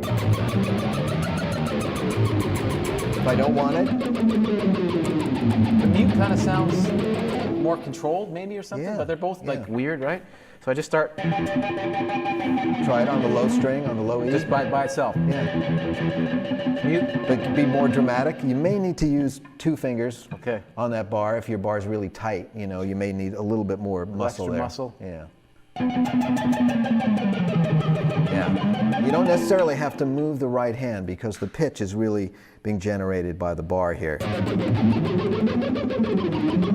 I see. what you Extra mean. pitch would come from moving the pick around the harmonic field there. But it's sort of counterproductive in a way. You know, if you're moving higher up and then you're bringing the bar down, then you're really staying in the same And what would you place. call this technique? I don't know. It's the super lizard down the throat cross out exchange. Lizard crawling out of the belly of the underworld. That's insane. The underbelly of the underworld. Yes, yeah. Now there are other ways to get even crazier, and it's just mixing and matching some other things. Like we're all familiar with the Good old rock scraping. pick scrape. But if you're scraping in here, that's Scrub. one thing, and you put that together with. That sounds like it should be in a Spielberg movie or something It could, like that, doesn't and it? you can put it together. Which I have in the past. You know, the end of a song, you're going crazy. You've played all your crazy blues licks. You've done a scream. You're kneeling down in front of the stage, and you're doing your very last thing, like you can't do anything else, and that's when you do that. That's the move. That's Good night. Cleveland. That's We'll kind of see like when you use Okay, it. that's cool. Thank you for showing me that, and I'm going to use that when I'm lying on the stage next time. All right.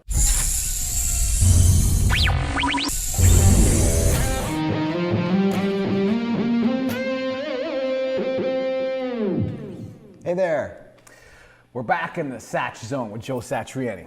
So, all those people have had 2 weeks to figure out what's going on. I'm excited what we're going to learn next, I think. Yeah, well, we were talking about the wang bar and all the crazy noises, and we went through all that crazy stuff. But of course, there's the subtle, melodic, musical side of using the bar. That's probably what we should talk about now, I think, right? Yeah. So there's times where you can be crazy, and right now you're probably going to show us a whole bunch of expressive ideas with the bar. Yes. How would you want to start, you think? Well, I think we should start with picking out something nice and melodic and showing the different ways that you can add vibrato by, holding on to the end of the bar, the middle of the bar, the end of the bar to reduce the amount of, wangness going on.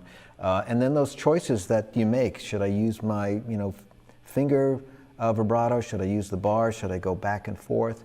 It all has to do with the melody. What's your goal? What kind of a melody are you trying to put forth? What kind of a emotion are you going to try to pull out of the people listening to this? Because it happens, like, it adds so much, especially when I hear you do it, because if it's just blank, there's nothing, sometimes that's cool too, if it's flat, but when you add that extra spice on top of it, it just it really becomes alive. You want to be deliberate with it, even if you're deliberately being subtle, but you want to use it when you think it really should be there. It shouldn't be a nervous twitch. Like a fast vibrato. That's right, yeah. Those things. Because your audience is affected by everything you do, and especially when you're putting a melody across, the subtlety of using that bar is going to be very effective if you do it right. Awesome. So when we come back, we're going to learn these things right now.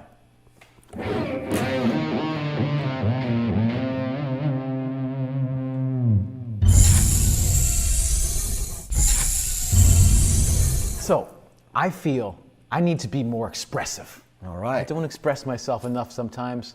So we're going to talk about the bar, how you can help me with different techniques you have. Maybe it's vibrato, maybe it's making it sound certain ways, just to make the notes sing more. Yeah. You know what I mean? Yeah, well, the bar has got a lot to offer, and we're going to break it down to a couple of different areas. The first is which, you hit a note and you just alter the pitch, old style, just by banging on it like that. But what we're really doing is we're bringing the pitch down, letting it come back up. And what if we reverse it and we go, so instead of, I'm actually dipping below and coming up. That way it sounds much smoother. Right. And maybe it's only two notes, maybe you go, for that, yeah. Just for the last note to be more expressive. Now, we can do the opposite thing again as well, which is we can turn the bar around and go, add the pitch above, going down to the note we like, or the whole thing. So how would you explain that sound? It's Oriental sounding to me. It's Oriental sounding? Yeah. Not too far east, just a little east. I hear that a lot. A lot of songs you do, you definitely use that technique a lot. And I'll do it just for a second. I might actually start off.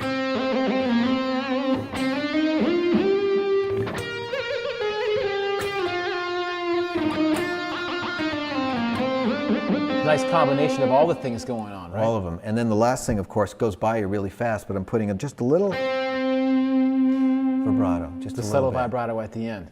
And when you grab the end of the bar, this is where you can get it to go crazy. Or you grab it towards the bridge here. It's very subtle. I never thought of that before, because I would always just be more in the... Yeah, it might get a little warbly, which, let me show you this thing. This is as the last crazy thing here. If you want really warble, make a circle. That's a cool sound. It almost sounds like it could be a pedal. Yeah. Pause, like a chorusy thing that's just like really tripped out. Yeah, or old style vibrato channel on your old Fender amp, And it's different. It's interesting how it's different from. Sounds like a chorus. So if you can't afford a chorus pedal, you just learn how to do that technique or something like that. You could. But anyway, remember, it's all about being expressive. So it should be driven by the melody or the solo or the part that you're playing, that you decide right here, I need this little extra touch that's going to push it over the top to make my melodic point or to make the riff really speak. I think that's a big point, because a lot of people just tend to overuse everything when they learn something. Yeah. And what you just said is a big point, definitely to listen to, is that, use it sparingly, make it musical as possible, right? Absolutely, yeah. And we can do a little jamming later on in the other lesson where I can show you how you bounce back and forth between using it, not using it, and making that moment when you finally pull it out really be a big moment. So you heard it. Come back. We're going to check it out.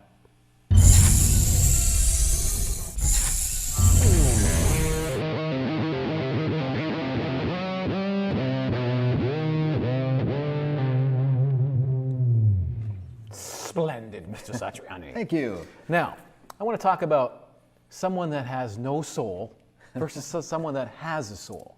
So I think, in the playing aspect. Yeah. So possibly, with all the techniques we talked about, maybe I can play a couple chords for you from one of your songs, Mysterian. Okay. Yeah, Mysterian, that'd be great. And then maybe the first way you could show us is, say, just plain. Plain. No right. expression, nothing. And then maybe we'll do a compare contrast, and after you could show us how much cooler it sounds with all those expressive things in there that we talked about. Does that sound cool? That'd be perfect, yeah.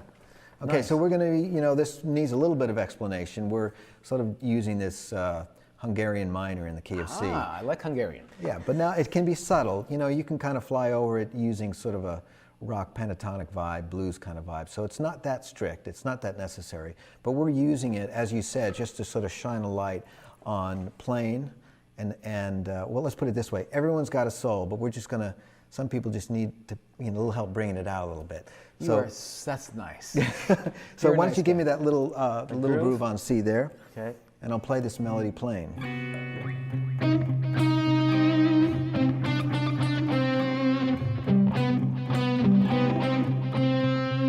No, I can't help it. I'm putting on my But finger you even put the vibrato vibrato on in there. I can't help it. I know, because it's just so great. Can we just hear it's like so plain? Where it's So just plain? like- Let's do it again. I know it's hard to do, but absolutely nothing. All right. You'll still make it sound great. I know that. But let's see. I want to see what's going to happen. All right. 2, 3, yeah.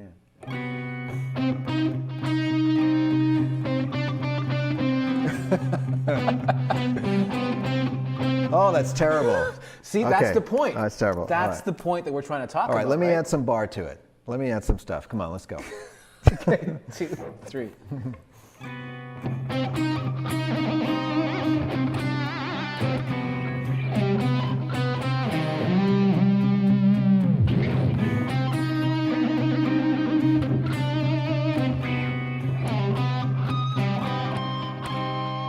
Yeah. See, now you're smiling. Yeah, because I'm telling the story now. Well, and the first one you're like, I can't do this. I can't do this now because it's not the story. You see, it is melody driven. It is the story that I'm trying to tell the audience, and I'm pinching the strings. I'm using the vibrato bar. I'm using my fingers here to bend and push, and that's really those are my lyrics. That's what I'm using to tell the story. So yeah, if you take that away from me, It's I'm uncomfortable. I'm very uncomfortable. That's the lack of the soul coming through, possibly, or something like that. Exactly, Because it was yeah. night and day, wasn't it? When you heard that, it was Absolutely. totally night and day. Night and day. So now, possibly all the stuff we talked about, maybe I can set down a little groove for you again. Okay. And if you wanted to improvise through kind of a lot of the ideas we talked about with the bar, the expression, some really extreme, maybe the bubbles come back, maybe they don't, whatever you feel. Kitchen sink. Throw it in. Throw it in there, and I'll grab some things. I'll be a little risky. I'll try to grab some things, and maybe it'll turn out, maybe it won't. We'll see what happens with the bar. You never know with these kinds That's of the things. power of improvisation. That's Kind of right. like this whole great thing right now. Great.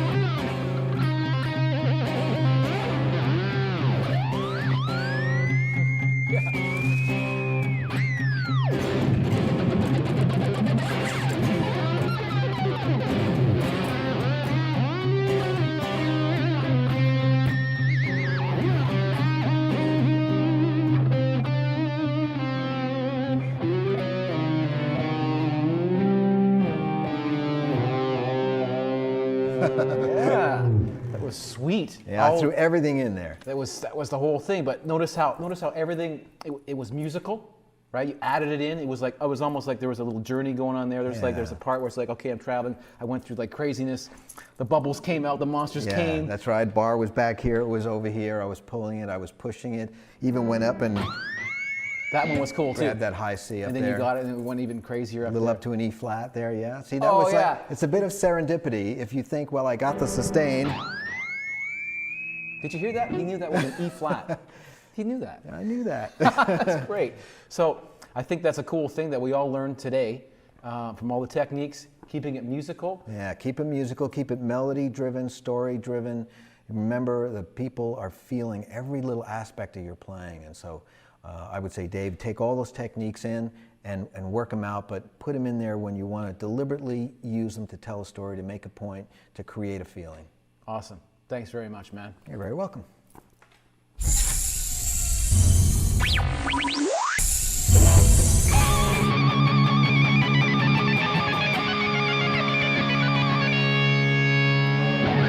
Yeah. Nice. So now, we're going to talk about this thing that you use, of course. The pick. The pick. The pick. But you have many unique usages beside this, instead of just picking as people normally do, right? Yeah, I mean, boy, you can go out and you can find a million ways to pick all the normal stuff. And of course I've gone through that, and I expect everyone to do that. Get into the upstrokes, the downstrokes, all the triplet strokes and everything. But this thing is so expressive. It can turn a little phrase into, it just conveys so much conviction, anger, love, sex, you name it. It's really coming from all here. a piece of plastic. That's right. It's amazing. All right, it's amazing. And then I started, waking up to the fact that this is where this tone was coming from. What else can it do? And I started, all kinds of stuff. all stuff, and so there's scraping, there's bowing, there's sliding, there's hammering on. There's all sorts of stuff that we should go over. Well, when we come back, I'm looking forward to checking out all these crazy, unique things we're going to be doing with this thing shortly, right? All right, let's do it.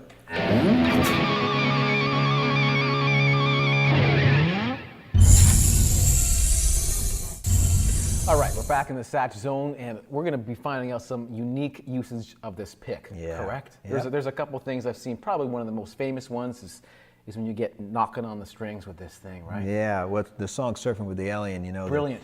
That C-sharp Phrygian scale just is announced by that technique, And I'm pretty sure what I did was that I sort of turned the pick around to make sure I had a really strong, broad, side of the pick to get that trill up. And I'm way up here, right? I'm right up top, first string at C-sharp, and I'm basically just doing that. And then I descend down the scale. Now, as you can tell, there's some noise there, right? And let me turn it up. You can hear how noisy it gets. So I can help out there. Yeah, now, of course, in the heat of the moment, it's cool, but let's play it. But I want you to reach over here and do that for me, right? So you hold on. I want that job. Can I have that job? That's great. That's great. You can earn a lot of money doing that. But the union's very expensive, I should warn you. But anyway, we've got a video of me playing this live, right on. and you can see what happens. The energy of it is really what makes it work. So let's check out the clip. Check out the clip. Cool clip from Satriani Live, right? That's right, yeah. So now I bet you have a couple other picks up your sleeve, don't you, Joe? I certainly do. Now, it doesn't have to be so overt, like, coming in like that. Right. It can be really subtle. And I realize that it's a really cool tool, this pick here, to sort of emulate some sort of more exotic sounds. So let's take the oud, right? It's got that sort of... But help me out here. Yeah. Give me one of those sort of dominant flat 9 chords in A, and you can sort of improvise, go down to G minor, and I'll kind of play through Phrygian dominant, kind of things like that.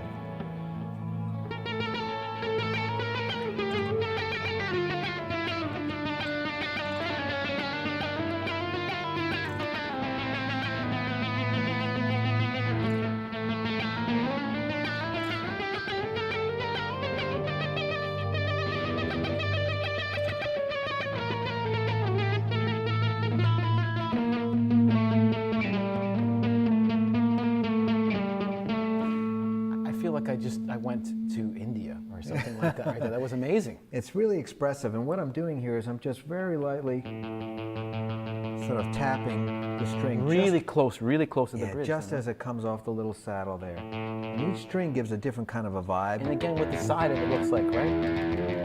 Yeah. Cool alternative to something, let's say you got a riff that's going, right, and you just want something for a quieter moment. You know? A very quick question. Yeah. How does your brain think of this? I don't know, man. I just hear things, It's I'm the sound? attracted to the sounds, and I think I got to figure out how to get that sound on the guitar. Wow. And so I start using my fingers, picks, whatever I got. That's, I'm shocked. I can't wait to hear the sounds of Hawaii and whatever we're going to come up with next, right? We got more. All right, we'll be coming back at you.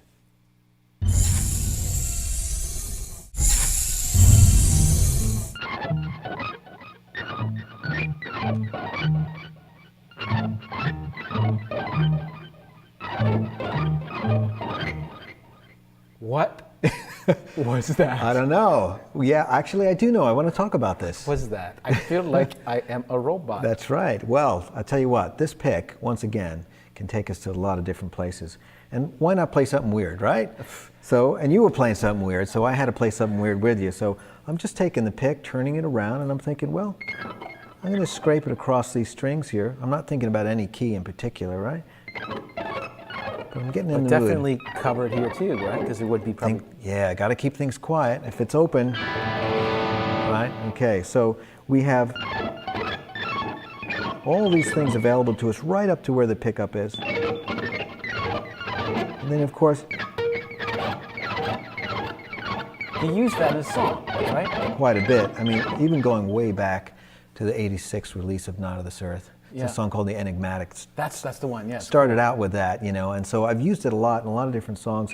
It's on the new record as well, and it's just, for some reason, it sounds so normal to me. I love it, And although it's a really weird technique, I mean, how often can you really use it, right? It's fun. You gotta. Unless you have your own weird TV show like we do. And Yeah. so now, past the crazy robotic stuff, I think you do some other things too. With Yeah, it, right? let's bring it back down to earth now and get a little bit more human with it. The sliding on individual strings can also be interesting because we already covered that kind of direct stuff. tap, yeah. We covered the boingy stuff, but let's say we have a riff that you might want to, and you want to. So a pick slide thing. I'm sliding here like that. Let me do an extended little lick.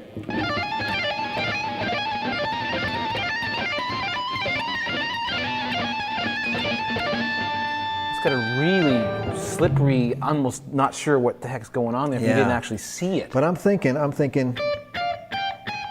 and then coming up here, and then I'm thinking, just like that.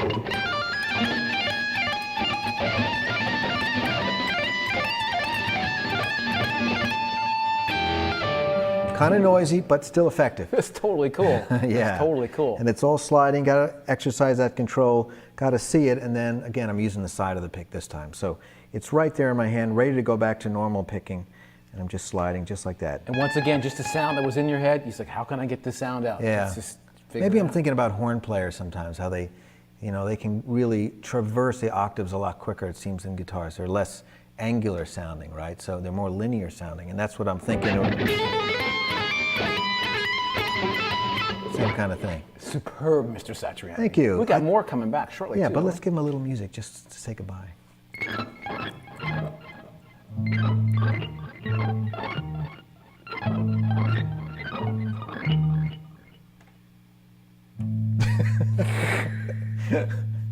Perfect.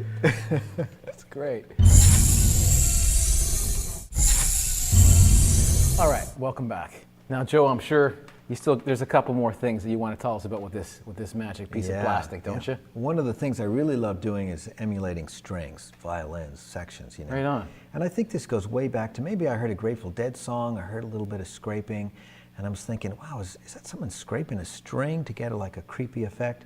And I got my pick, went right to the guitar, and I was like, oh, this is perfect for me. I can really tell an interesting story. And it's really kind of simple. I'm taking the pick, turning it around for the broad side here. I'm going to start on the A string here, and I'm going to start rubbing the string just as it comes over the saddle here. If you go too far, the pitch changes, gets sharp. So you just go there. It almost sounds like a mellotron, you know, like a tape, that old tape system. I've heard that in a lot of your songs, actually. Yeah.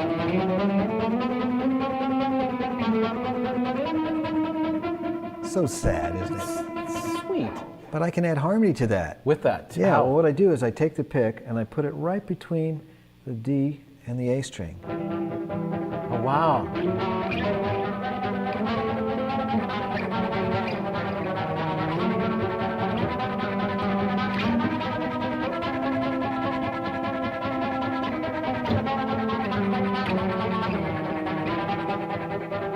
That's bordering on genius. I must tell you that. No, I did the whole, you know, I think about 16 tracks of this in a song called I Am Become Death.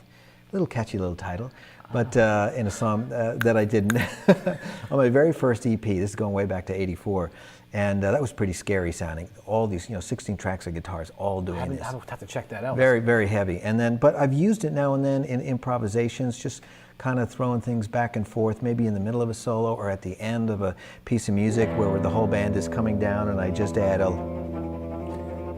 little touch of something. Very effective, you know, with harmonics and all the other things that we have as guitar players, you know, to throw out there, you know. And now, another thing to have. Another thing, right. Now, that's not the only thing you can do. There's still more? Right, there's more, because you don't have to be so serious. This is obviously, can get very serious sounding, right? But sort of creepy. But I was thinking, well, this is kind of sounding like scratching, like wow. a DJ scratching, Totally you know? different. Which Yeah. gears are switching. And you can just scratch it. You can even bring the bar around if you want and change the pitch with that. You can use the whammy pedal to change the pitch of the note that you're scratching, or you can just, let me turn off this delay pedal here like that, and we can get a drier sound. You can dig in to get really intense effects. It's almost like you are scratching. That's exactly it, right? I got a video clip of me doing this in the intro to Cool Number 9. We should check that out right now. Let's hit it. Yeah. I totally love that. Scraping, going crazy. So, should we end with a little scrape love, you think? Or? Why don't you give me that little bop and C there, okay?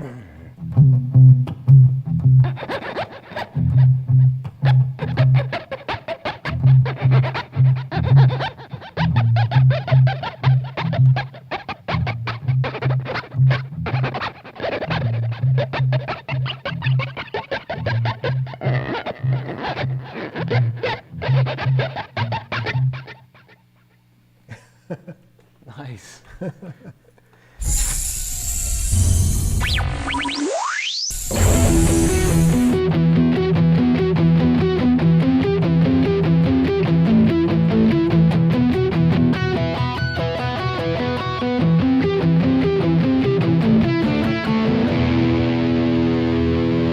So somehow I feel from that cool tune we just made up right there, we might be talking about the mighty, mighty word of arpeggios. Arpeggios, yeah. Now, when people think of arpeggios, the first thing they're like, oh, I'm going to be sweeping crazy and I'm going to do all this crazy, crazy stuff. But that's not what we're going to talk about right now, kind of, right? Because there's going to be, we might get into it later, but I think there's something else we might talk about right now. Yeah, well, obviously we know arpeggios. There's there's the dreaded arpeggio exercise kind of thing.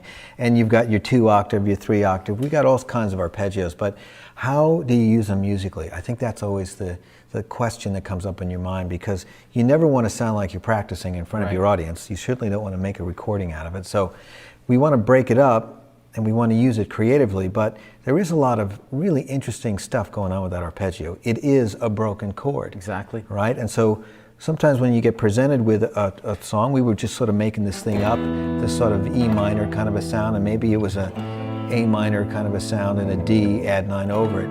So the idea was for us to stay on the E, break that A minor up, and I wind up with this A minor 7 and the D suspended second like that. And it just creates more tension because you can pound the bass like that. And I create a rhythmic figure. So sometimes you're going to be doing that. Sometimes you'll do a beautiful chord, Sometimes it'll be just some big, short, massive riff that maybe just happens to introduce a song. But we're going to cover all of it and how you can use it to be flashy or just make that big, iconic And riff. hopefully with some of your tune examples real shortly, right? You know Right, I'm going guys, to do that. Come on back. We're going to check out some of these kind of arpeggio ideas with Mr. Joe Satriani. All right, we're back right now, and we're going to be talking about arpeggios again. Yep. And kind of probably how to make a simple progression rock a little bit more. I'm sure you might have a couple examples with a couple tunes to Sure. get us into, right? Yeah, you know, a couple of years back, I was thinking of taking arpeggios and doing something serious with them, but not in that flashy kind of a way. I was thinking, I want sort of an introduction to a heavier song. So this one, though, had to have some weight to it. So obviously I was thinking minor keys and stuff. And I started out with minor chord, you know, and I was using my fingers here. I eventually drifted towards a nylon string guitar, and I started thinking, yeah. But then I started getting trapped in this thing, like picking it was fine, but I wanted more notes out of it. So I started thinking, what do I have that's like a scale? And I sort of started looking, and I thought, well, that kind of hurts. But it sounds cool. But if I practiced it enough, I might get it. And then as I started to play, I realized, wow, if I move some harmony around, the harmony and the arpeggio become the melody, become the song. It all becomes one. So it's not like an accompaniment. It's not like the big chunk riff or something. Right. It's sort of like, it's it, you know? So then I came up with this little thing, Tears in the Rain. Tears in the Rain, brilliant song. So I've got a minor chord here with suspension added. It's like a 1, 3, a 4, and a 5 of the scale, right? Working off of minor 6 and diminish there. Yep. And I add this chord. One of my favorites. This sounds beautiful. I go to the F major 7, and then I make it minor, the minor 6, and the major 7th. The A minor over the E, the E7, and then I break from the arpeggio, and that's the whole statement right It's there. very classical too in its own way, Yeah. right? Very simple approach, and then the turnaround, I'm using some diminished chords later on, and I end it with a classic. Classic suspension there. Yeah, and then the finally. Nicely done. And I think I overdubbed at the end, just to be fancy about it, you know, with some different reverb. I'm not sure why I did it with the overdub, but I think the point is that it's a simple way when you backtrack it. I started with this chord. Simpler chord, simple Yeah. A minor. And I said, I want something rhythmic, I want something flowing, and I need some extra notes. And then all of a sudden, the whole idea of the arpeggio comes to mind, but then it even grows. It becomes the thing, you know. And I did it with another song later on. I think this one might be one of the huge hits too, wasn't it? It was. And Ah, yes.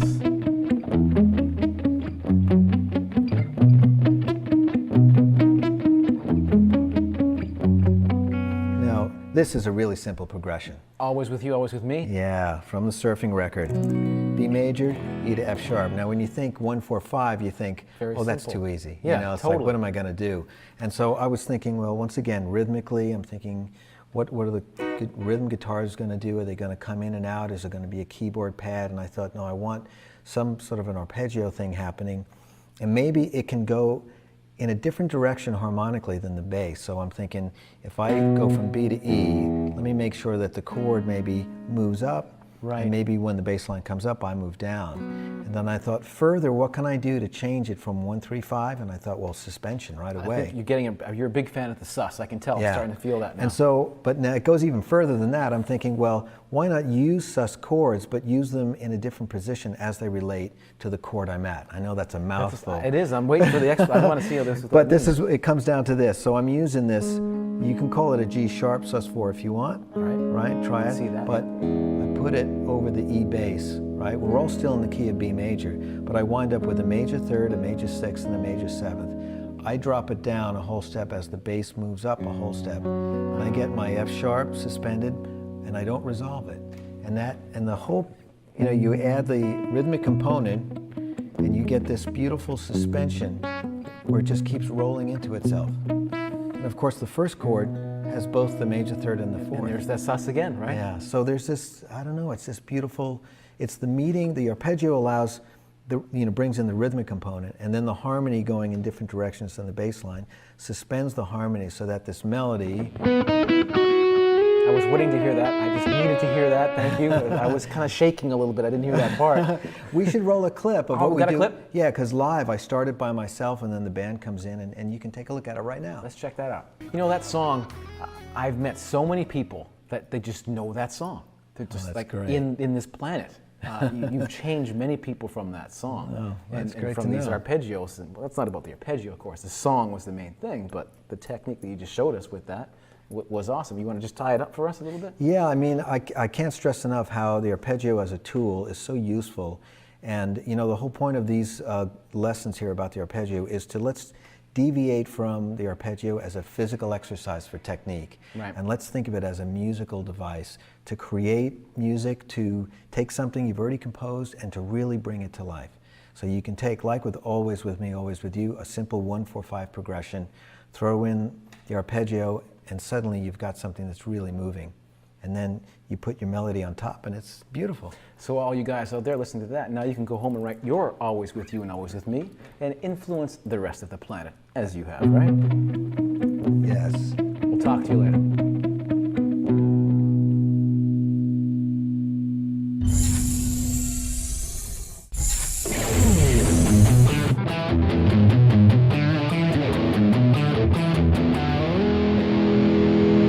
Sweet. So I Right. think we're going to be talking about, seems like maybe now, riffs with arpeggios, possibly, right? Yeah, using that arpeggio is like that big, 1, 3, 5, 7, bam. Instead of playing a 7th chord and vamping up on it, which is cool. You might want Beef it up with a cool riff. and add some attitude to it. So I've done that in a lot of songs. Sometimes I'll take the sequence of the song, Right. and I'll look at all the chords. Maybe it's the first couple of chords of a verse or a chorus, and I'll break it out and turn it into a little riff. There was a song I did called Memories many years ago that had a little thing that was really just about A minor, F to G and stuff, and I thought, well, how can I start the song with a heavy riff? From those chords? Yeah, from those chords, just thinking a simple song in F, and I reduced it down to A minor and G, and then thought, well, this would sound cool.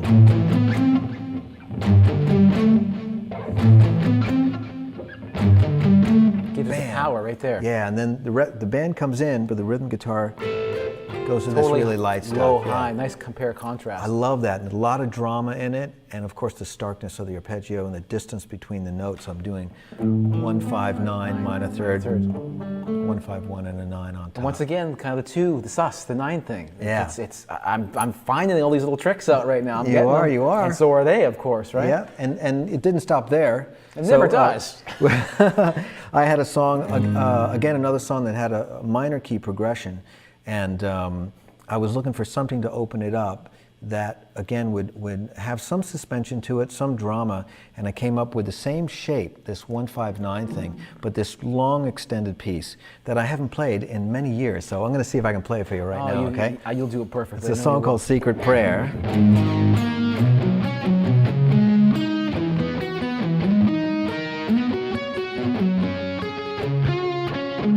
Just like that. Did you see that? He hasn't practiced that in like 2 years, and he did it perfectly. Like the talent again. I'd love to do that a million times just to get the tonality, but I focused in on just starting here in A flat, 1-5-9, up to C sharp, up to E, all the way up here, climbs up, tuning's getting funny up there in the guitar, but then I come down and go just to sort of break it up. So, and that's a C sharp sus4 and then resolving to C sharp major. But it wound up being a great, once again, something that's very dramatic. When you think a song's going one way, then the band comes in and we're playing this beautiful song with this sweeping melody over it, and then we were able to return to it to cap off the song. It's just a cool thing, especially the way all those stacked 9s are in there. Yeah, it looks cool, doesn't it? It totally looks cool.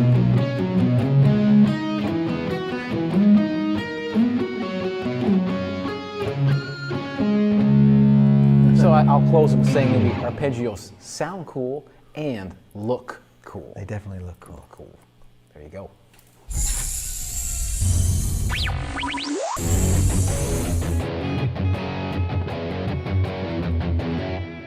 What's up, Dave? I feel really, really nervous. Oh, you shouldn't be nervous.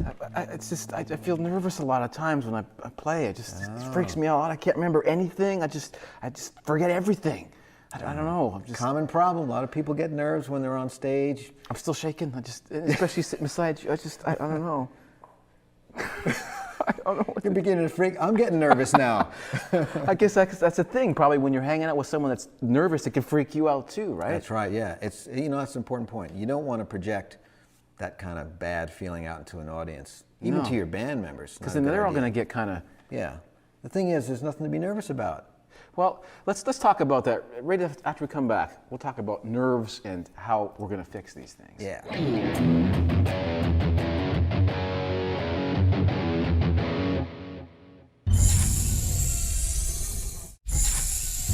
Okay, we're back. We left off with Nervous Dave, and you commented on my Tourette shaking situation that I had going on there. But the point is, nerves freak people out. Speaking, say, from my experience, just before they're going on, or even before the day starts of the gig, they're just sweating. Things are wrong. They can't even figure out how to tie their own shoelace. Their mind's not working right. Everything's just off and wrong. And are there little mantras that you do? Do you still have those? Do you figure you got through them? What are some of the things you could suggest for the people out there that have these severe nerve problems before they try and perform? How can they repair them? Is it even possible to fix that stuff? I don't know. Can you comment on all that? Oh yeah, sure. I mean, we're all human, and so we're going to be riding that emotional roller coaster as just the normal course of life. So it's no different for a performer. And I think that the best way to do it, like with anything else, whether it's you're about to start a sporting event and you got to collect yourself to get all your talents together. You're going to give a public speech. You're going to meet someone you haven't met in a long time, and maybe you're nervous or a little self-guarded or something like that. But for the performer, it's no different from anybody else. And I would say use that energy, and that's the thing. How? We're talking about adrenaline, right? Yes, you get total nervous and you adrenaline, kind of tighten up. Well, obviously, for someone who's got some dexterity things they got to work out, you don't want to get stiff. You don't want to get tight. Because then it won't work. Yeah, so all the things we've covered before about warm-up exercises are still real important. But I think the main thing is to remember is that the audience doesn't really care about that stuff. They really don't. They're, as a musician, I suppose, what's the word?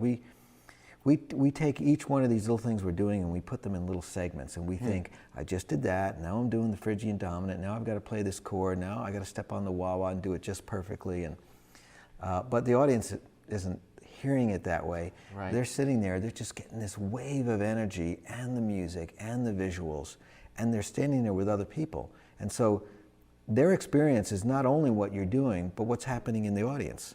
As performers, we don't know that because we're not out there. Right. We're just on stage. We're kind of like, giving it to them. We're pushing this stuff out, and that's right. So if you're a little bit nervous, they don't care. They're not really picking up on that part of it. But if they see like Tourette's Dave coming out, they'll pick up on It's that okay. or something. Maybe they like that. Maybe that's exciting for them. I don't think that the performer or the person who's nervous should be thinking about how they are being interpreted. It sounds counterintuitive because that's what we're doing, right? We're preparing to do a performance, and we're thinking, how low should I wear my guitar? How loud should I be? Is this the right amount of gain? All that stuff. But I'm not talking about that. I guess I'm saying minute by minute, second by second, which is kind of like the way you're thinking when you're nervous. You shouldn't be judgmental about it because you'll get caught up in something that the audience they don't care about. They're almost immune to it. They're blind to it. They're looking for the whole experience.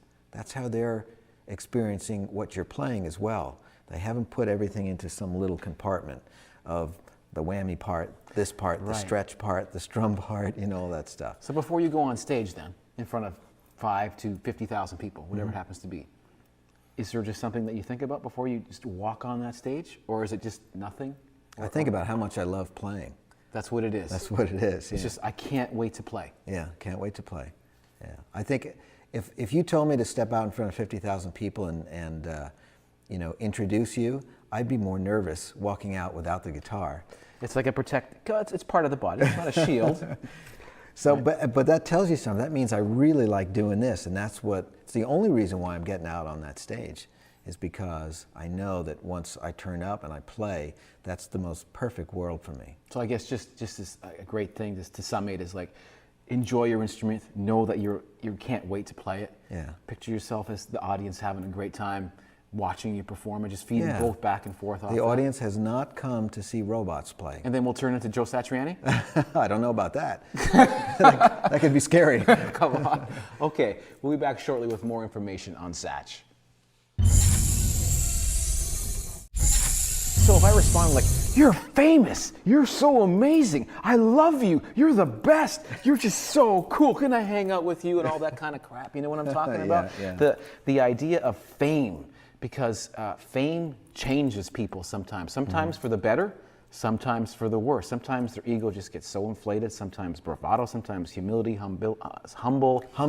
I almost said that. When that happens, you know. See, I was about to say, but you pulled it out. Yes. So thank you for helping me out with that. But the fame aspect, you might not feel it, but you're famous, one of the world's top guitar players, the world. And I don't know if that hits you sometimes. I don't think about it, no. But I want to talk about that. I want to talk about how have you dealt with that.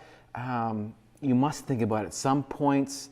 How do you deal with all of that, those feelings that happen inside? Well, you know, the first big important lesson I got that really was the catalyst to get me started playing guitar was the unfortunate tragic death of Jimi Hendrix.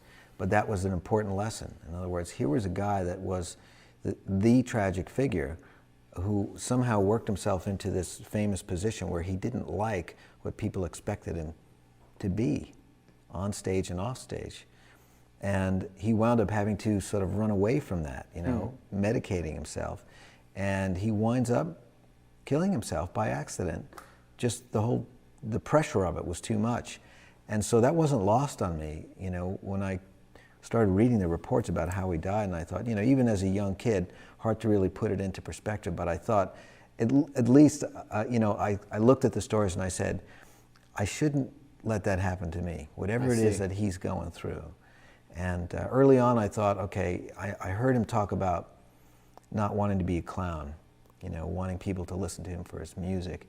And I thought, well, one way to do that is just never start out that way. If you're ever, you know, I'd say, Joe, if you're ever lucky enough to get an audience, hopefully they'll like you just for you standing there playing some music that you've done, and not for some unusual trick that you feel pressure to redo over and over again. Wearing funny glasses, shaving your head, or something like that. No, really, but you know, something like, you know, rolling on the floor and wearing outrageous costumes, and something that people start to separate that from the music that you're playing, because that kind of drove them crazy, you know. So I think that really informed my style as a performer, and I saw some of my other friends go the other way, and they do anything to get famous, and I kept thinking, you know, that might help me get noticed, but what if people like it? Then what do I do? And you got to keep doing it. That's right. You got to keep burning your guitar every night. You got to keep doing something every night, right? Yeah. So I mean, that's, you know, that's my foundation right there, is that fear and that knowledge of what had happened to Hendrix, you know. And so I put, you know, the pressure on me is music, music, music. Just write great songs. Figure out how to play those songs and make them better with the technique you've got. Go out and find technique if that's what you need. All this other stuff buzzing around your head, people calling you the greatest or the worst or whatever, that's something that's happening outside. But the first time you saw your face on the cover of a guitar magazine, the first time, come on, you had to feel something. You had to feel like... you know, I picked up the phone and said, hey, that's not the photo I approved. I have a pimple right here. What's up with that? What's up with that? But the feeling must have been like, it's happening, or something like that too. Well, right? I'll tell you what it is. I mean, it's obvious. Success pays for more artistic endeavors. That's the most important little piece of the art commerce model. And if you know, everybody knows it costs money to make records, it costs money to go on tour. If they're successful, that means they pay for themselves and maybe for part of the next one. And but if it's not a success, then you're thinking, well, I have this great idea for another record, and everyone says, well, there's no money left for that one. Right, then what? Yeah, so the success really should be seen in that light. Like, it's good. If I've succeeded here, that means, you know, I've got a little bit more time, a little bit more license to go out and try to do another one. Well, as me speaking personally, You're a totally cool person. You're very humble with it all, and it's cool for everybody to see that side of you right here, not this like bravado person. You're the real thing, and hopefully everybody else will be modeled after you. We'll be back shortly.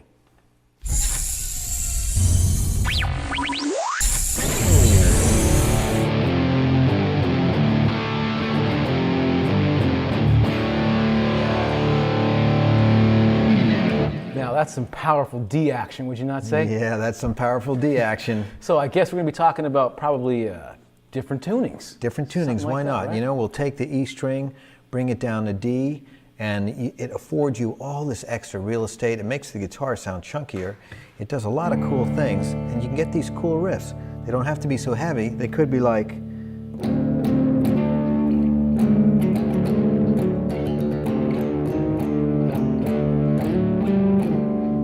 We got those and more we can go over. Tons of that stuff coming up, right? Using the open strings, using just power chords, using it in between little melody bits like that. We can cover a lot of ground with it.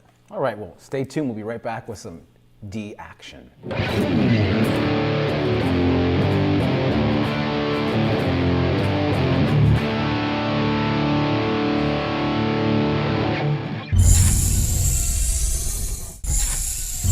All right, we're back. We're going to be talking with, of course, Joe about the D action, right? You probably Yeah, drop D tunings. Drop D tunings. You've written probably quite a few cool tunes with this, right? Man, every time I pick up a guitar and it's got this drop D tuning, I'm thinking heavy riff. So here's one. This one's called Up in Flames, right?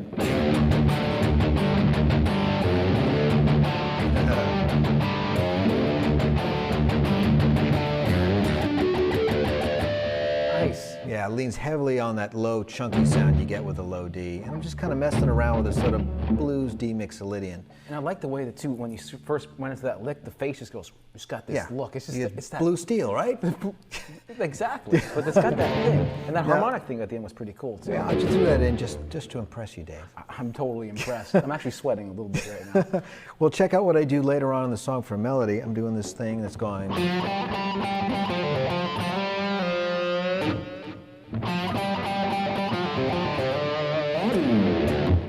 That's from another song, but I'm showing you how I can get in not only the chunky sound, but I'm thinking about melody as well, how I can sort of, I don't know, use it almost like an embellishment, not lean on it so heavy. But in that song right there, the name of that one again? Oriental Melody, this one here. Yeah. When that low chunk comes in, you just want to hear that because it's just a nice comparison. I've got some panning echo on it, so it comes out really strong. The song actually starts with an interesting little Oriental scale riff here.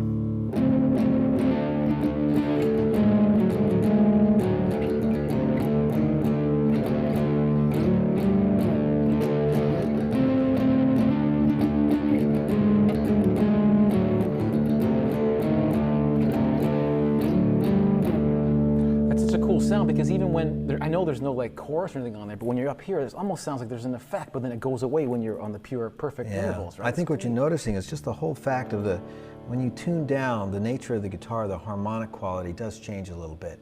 And we pick up on that, you know, and when we hear it, we were talking about this earlier, you kind of want to, you just want to get that meat happening, and you hear all those harmonics come up. And I certainly have written songs where I've thought, well, I'm not going to think so much about the chunk, but about some of the other chords that you can play. And it takes a little rearranging of fingerings, okay? So if we go back to a song called Friends on the Extremist record, I'm playing a simple song in D, using D, G, A, B minor chords, but I'm using this low D. It's not, on the record, the guitars are lighter sounding. They're more classic rock, not so heavy, but this is what it looks like.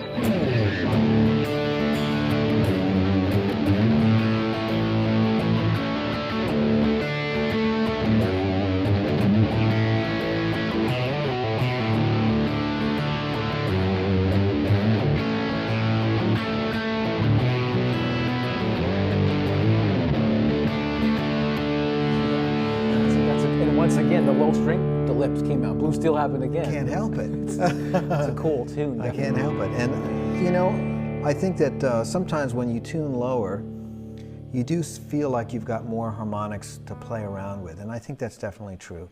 And when you even go lower than that, you know, you go into open F tuning or C minor, you start to, it inspires you to play some different things. Which is wicked. You've written some amazing songs from that, right? Yeah, I certainly So when we have. come back, we're going to check out maybe a little bit of a different altered Got a kind of tuning too. little surprise, yeah. Stick around for that.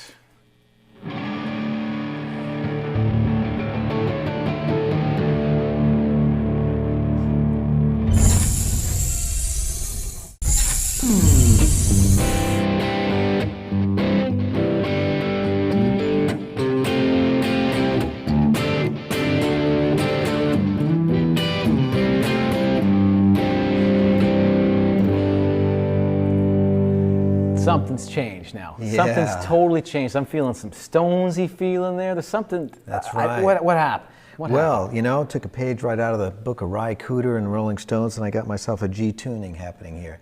Got a low D, a G, a D, a G, a B, and a D. Right on. So we have this beautiful G chord. Now, of course, man, the chords are all different now. They look different, but there's lots of beautiful things you can do because when you take your fingers off, you've got this beautiful chord to rest to, you know. So you can do things like do some finger picking here.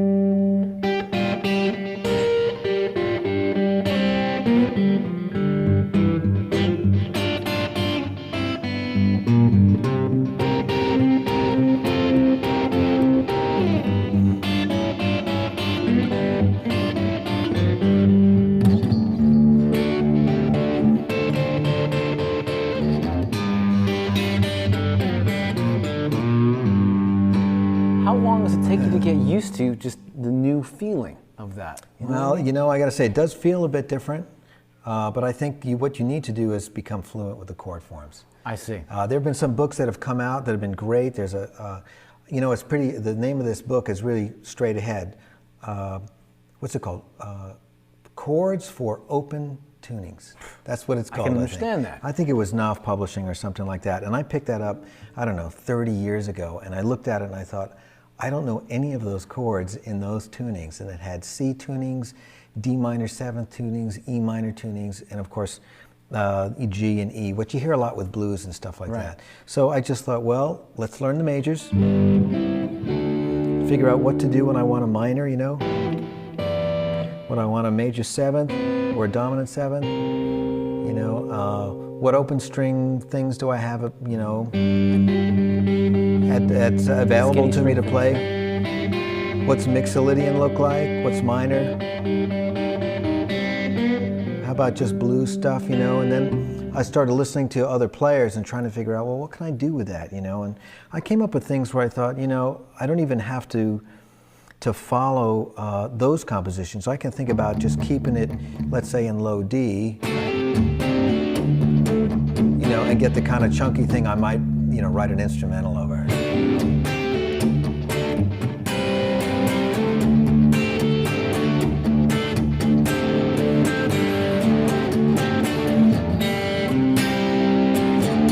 But of course, all this stuff does sound familiar because it sounds like the stuff we've heard from the Stones and Ry Cooder, exactly. all that bluesy kind of stuff. But you can take it to an entirely different place. I don't believe you, man. You definitely can. I don't think that's true. I'm going to turn off the distortion, and then I'm just going to do this. Whoa. That sounds familiar No, to you? you pushed a button that did tuning difference or something, No. didn't you? You did. Whoa. So that's just taking the tuning and saying, okay, I'm not going to think about the Stones or any of that stuff. I'm just going to think music, and then I'm going to see if I can get it to work on this, and maybe the tuning will afford me some new form. And certainly for this, it really did, and I could move that Lydian chord form all the way around. Wow. Which is what I did for the composition Flying the Blue Jays. So you must have been maybe messing around with the bluesier stuff, and then you go, how am I going to turn this into myself? Exactly. And then all of a sudden, one of your biggest hits, There you there go. it was, without changing anything. Yeah, and you know, I was thinking that was too easy, you know. So I did do one other thing. I took the whole thing, open G, and I moved it even lower, so I could get this open F tuning, which meant I could center the whole song on C, because I really wanted the melody to end up here, but I thought D was just too high. And I thought C is just tight, it's low, but it's tight. Two more. Yeah, and I actually took a a 4-string bass and tune that down to low C. So I didn't use 5-string instruments. Okay. I kept regular 6-string instruments and I just tuned them down to get that extra harmonic quality that we were talking about before, that you get when you tune the strings down. Because when people hear that song, they know it's like, that is Joe. Right there, that song. And I all got it from this tuning. It's amazing. Yeah. Did you guys check that out? Wasn't that incredible? Mr. Joe Satriani flying in the Satrifunkalicious dream. See you later.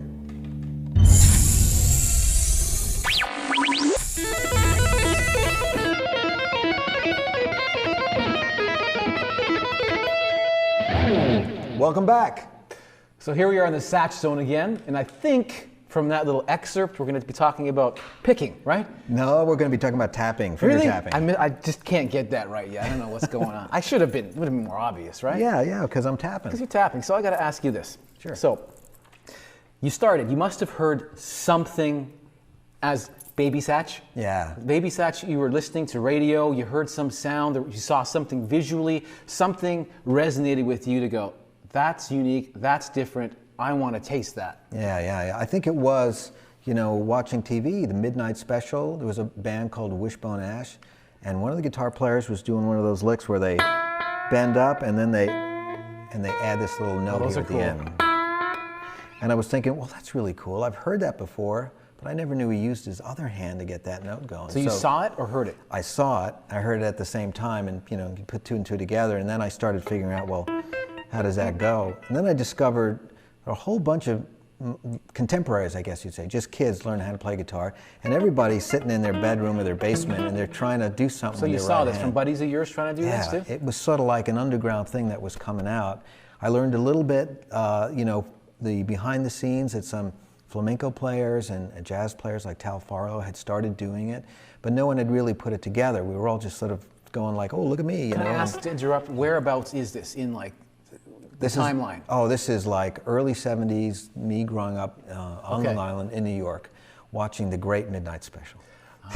Where they had lots of bands on playing live, so you really got to see them sort of warts and all try to strut their stuff. But the great thing about it was that you saw them actually doing their tricks, with some pretty straight ahead camera work. Yeah, and that's the best thing when you actually see it and you're like. We call it lifting. We don't call it stealing. Lifting. Lifting. And then we go home and then you do it. Borrowing for a little bit, and then you put your own little twist on it, and it's a great technique. But I guess the important thing is that I learned from it is that after you do the imitation, is like what makes that sound like you, and that was really the challenge, because all of us can learn how to do that, but then we all sound alike. And I bet. Yeah. After this little break, you're going to teach us how you're going to be unique with this tapping stuff? I'm going to show you the secret of the whole thing. Just me or everybody out there? Everybody out there. Right on. We'll be right back. Mr. Tap Madness Man. Tap Madness Man. How are you doing today? I'm good. How about you? I'm ready to learn some tapping madness. You're ready to tap. Good. I am now. I think I want to start maybe a little bit simpler, if we could. Okay. Maybe some one-string ideas. Yeah, good idea. You got something like that? Good idea. One of the things that I figured out early on was that if you're going to take the tapping idea and work it into your technique, you're going to want to be original with it. And just like Eddie Van Halen was coming in really strong with a great composition in Eruption, that was the key that I think made it stand out, because there were thousands of guitar players tapping, but no one put it together. Just doing whittly, whittly, just like that, exactly. So when I started thinking about it, I thought, well, maybe I'll think about the song first. And then I came up with this idea for a song called Bamboo. And I was thinking more just E minor to C with some upper partials on there to make it a major 9. Yeah. Check that out. That was not even tapping, but it was still cool. And a D with an added 4th and back to E minor. And I was thinking, yeah, this could be a beautiful story to tell. And then I thought, but how do I break it out so that it's just tapping? I'm telling a melodic story. So I thought I'll get maybe a little bit of a scale in there, working in the 4th. So it sounds like I've got... So there's your E minor to start with. Yeah, with the added 4th. Yep. And then with the C, I would come down and keep the rhythm going, showing I'm actually playing a C Lydian scale right there. And then with the D as my turnaround. So let me play it really sort of in a simple way for you. And it sort of goes like this, 3, 4.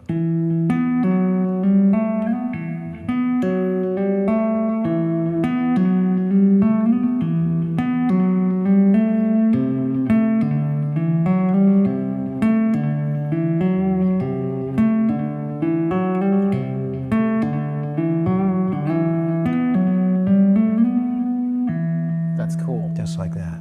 Now, one of the things I want you to do with this is make sure that you don't press too hard. And this is a problem when you're dealing with these wound strings, because as you know, the harder you press, the pitch goes up, you can go sharp. And when you're hitting it with 2 fingers over and over again, you can wind up being sharp to your first string. And so delicate. Lighter touch. But make sure you get the string right under your fingertip. So be accurate with that. And you know, I'm doing a lot of this draping of the other fingers across the strings to keep things quiet. That's a big thing that people have problem with. Yeah. Like it's times when you hear them, everything's open and ringing, and they just don't know how to cover it, right? That's a big part of it too. So these fingers covering. Yeah, they cover it like that, and you can see how I'm really being very guarded with the whole thing. But look at this too. See this? Yeah. That's like a whole anchoring kind of system going on there too, for probably like support to That's accuracy. a good point. You know, I wouldn't even notice that. You know, I'm really close to you. I'm seeing all this stuff right now. I do that so I can slide up and down. It's probably like just this hand, right? Yeah, and Same sometimes you can't tell with the glasses, but I might be really looking at that hand, and I'm kind of feeling my way around with this one here. So it's an important part that when you're using these lower strings here as the main part of the riff, that you're keeping. You want to stay close. You want to bring all your noise down to a minimum, and you'll find that you can apply those very same ideas to a high string version of that. And I'd like to play you one right now. Yeah, I think it's called Asik. Correct? That's right, Asik Veysel, after the great Turkish saz player. I've got a little bit of distortion on here because I'm going to be moving across some other strings here. I'm going to do the same kind of thing where I'm working off of a mode, the Dorian mode here. E Dorian, possibly? Yeah, and then, but you'll see how I move up and down.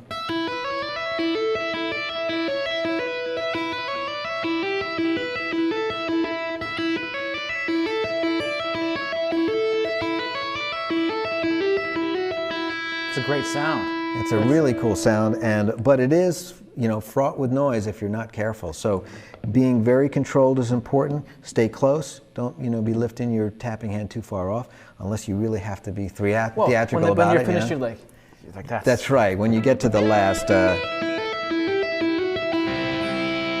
just like that. And that's a perfect way to end, wouldn't you say? It would be perfect. So tapping, not too hard, keep the noise down to a minimum, but think of the music first. The music drives the technique. Wicked. Thanks, man.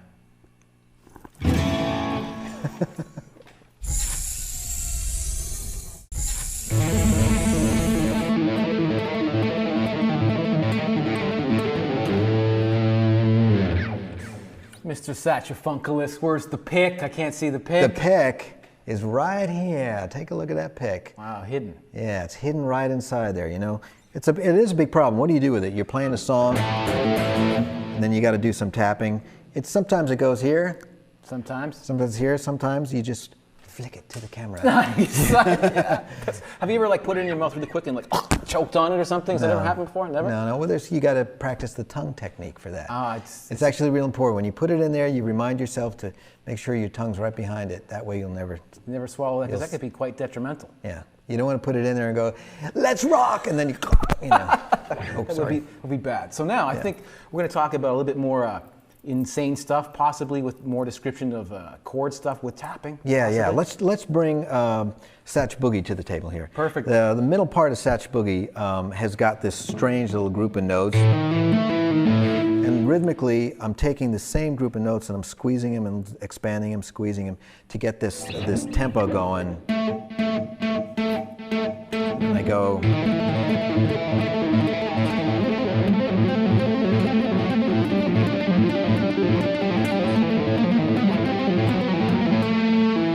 I didn't even know that that's cool that there was that different squish of notes in there. I didn't recognize that before. It's a funny little thing, and I was thinking compositional again, as we talked about before. The composition, the song should drive the technique, so that you're not just sort of using the technique flailing away. And in this case, I thought pitch axis, style of writing. So I've got this one tone, and I'm thinking about these chords that go over it, you know, starting with maybe a chord with an A flat 5, and then I'm thinking of a full diminished chord, and then I'm thinking of a D minor 6 maybe over that, and then using the maybe A minor, maybe sus4. So how do you think of those chords? Are they just what you hear? I'm hearing it in my head. I'm seeing a little movie. I'm writing a soundtrack to some visuals that I'm. That's the hard thing sometimes. People look, oh, how do you do that? I think sometimes it's like, okay, you have the first chord and the next one just opens the next door or something like that. You might think that once you get this, right? You're thinking, well, what's the next step up? You might try a couple of things. Sometimes visually you just think, well, what if this goes down and this goes up, and I wound up with a... For the next one. Yeah, okay. And I played around with that a little bit, but eventually it's really the harmonic journey that I'm taking somebody on, because after the first few seconds of this, and they're hearing that boom, boom, boom, crack, the drum beat behind it, they kind of lock into it. And then, so they're looking, I think their ear is looking for something interesting to happen, and that's where this harmony comes in. Totally doesn't that too. Yeah, so, this is how I'm thinking about it. I'm, like I said before, A with that flat 5, I'm thinking A diminished, I'm thinking of a D minor 6 over the A, and then I do this little suspension. That's kind of an idea, just for fun. And then I start it again, same progression, the A flat 5, the diminished, the minor 6, and then a nice really, this one here is really, you can think of it as A Lydian, or you can think of it as a real major 13th chord. That's with a 6th and a major 7th. Have a nice bright sound there, yeah. Right, we're coming up here. Then I go down, I do that D again. This time I've added the 7th to it. And then I go down and I do a real D minor 6. And then the E major with a flat 9. Then I go through a little mixolydian and a little Lydian. That's the way I'm thinking about it. And the reason why I'm giving you the names in the modal form is because when I play live, I expand on these things, and I may go for the mixolydian thing. I see.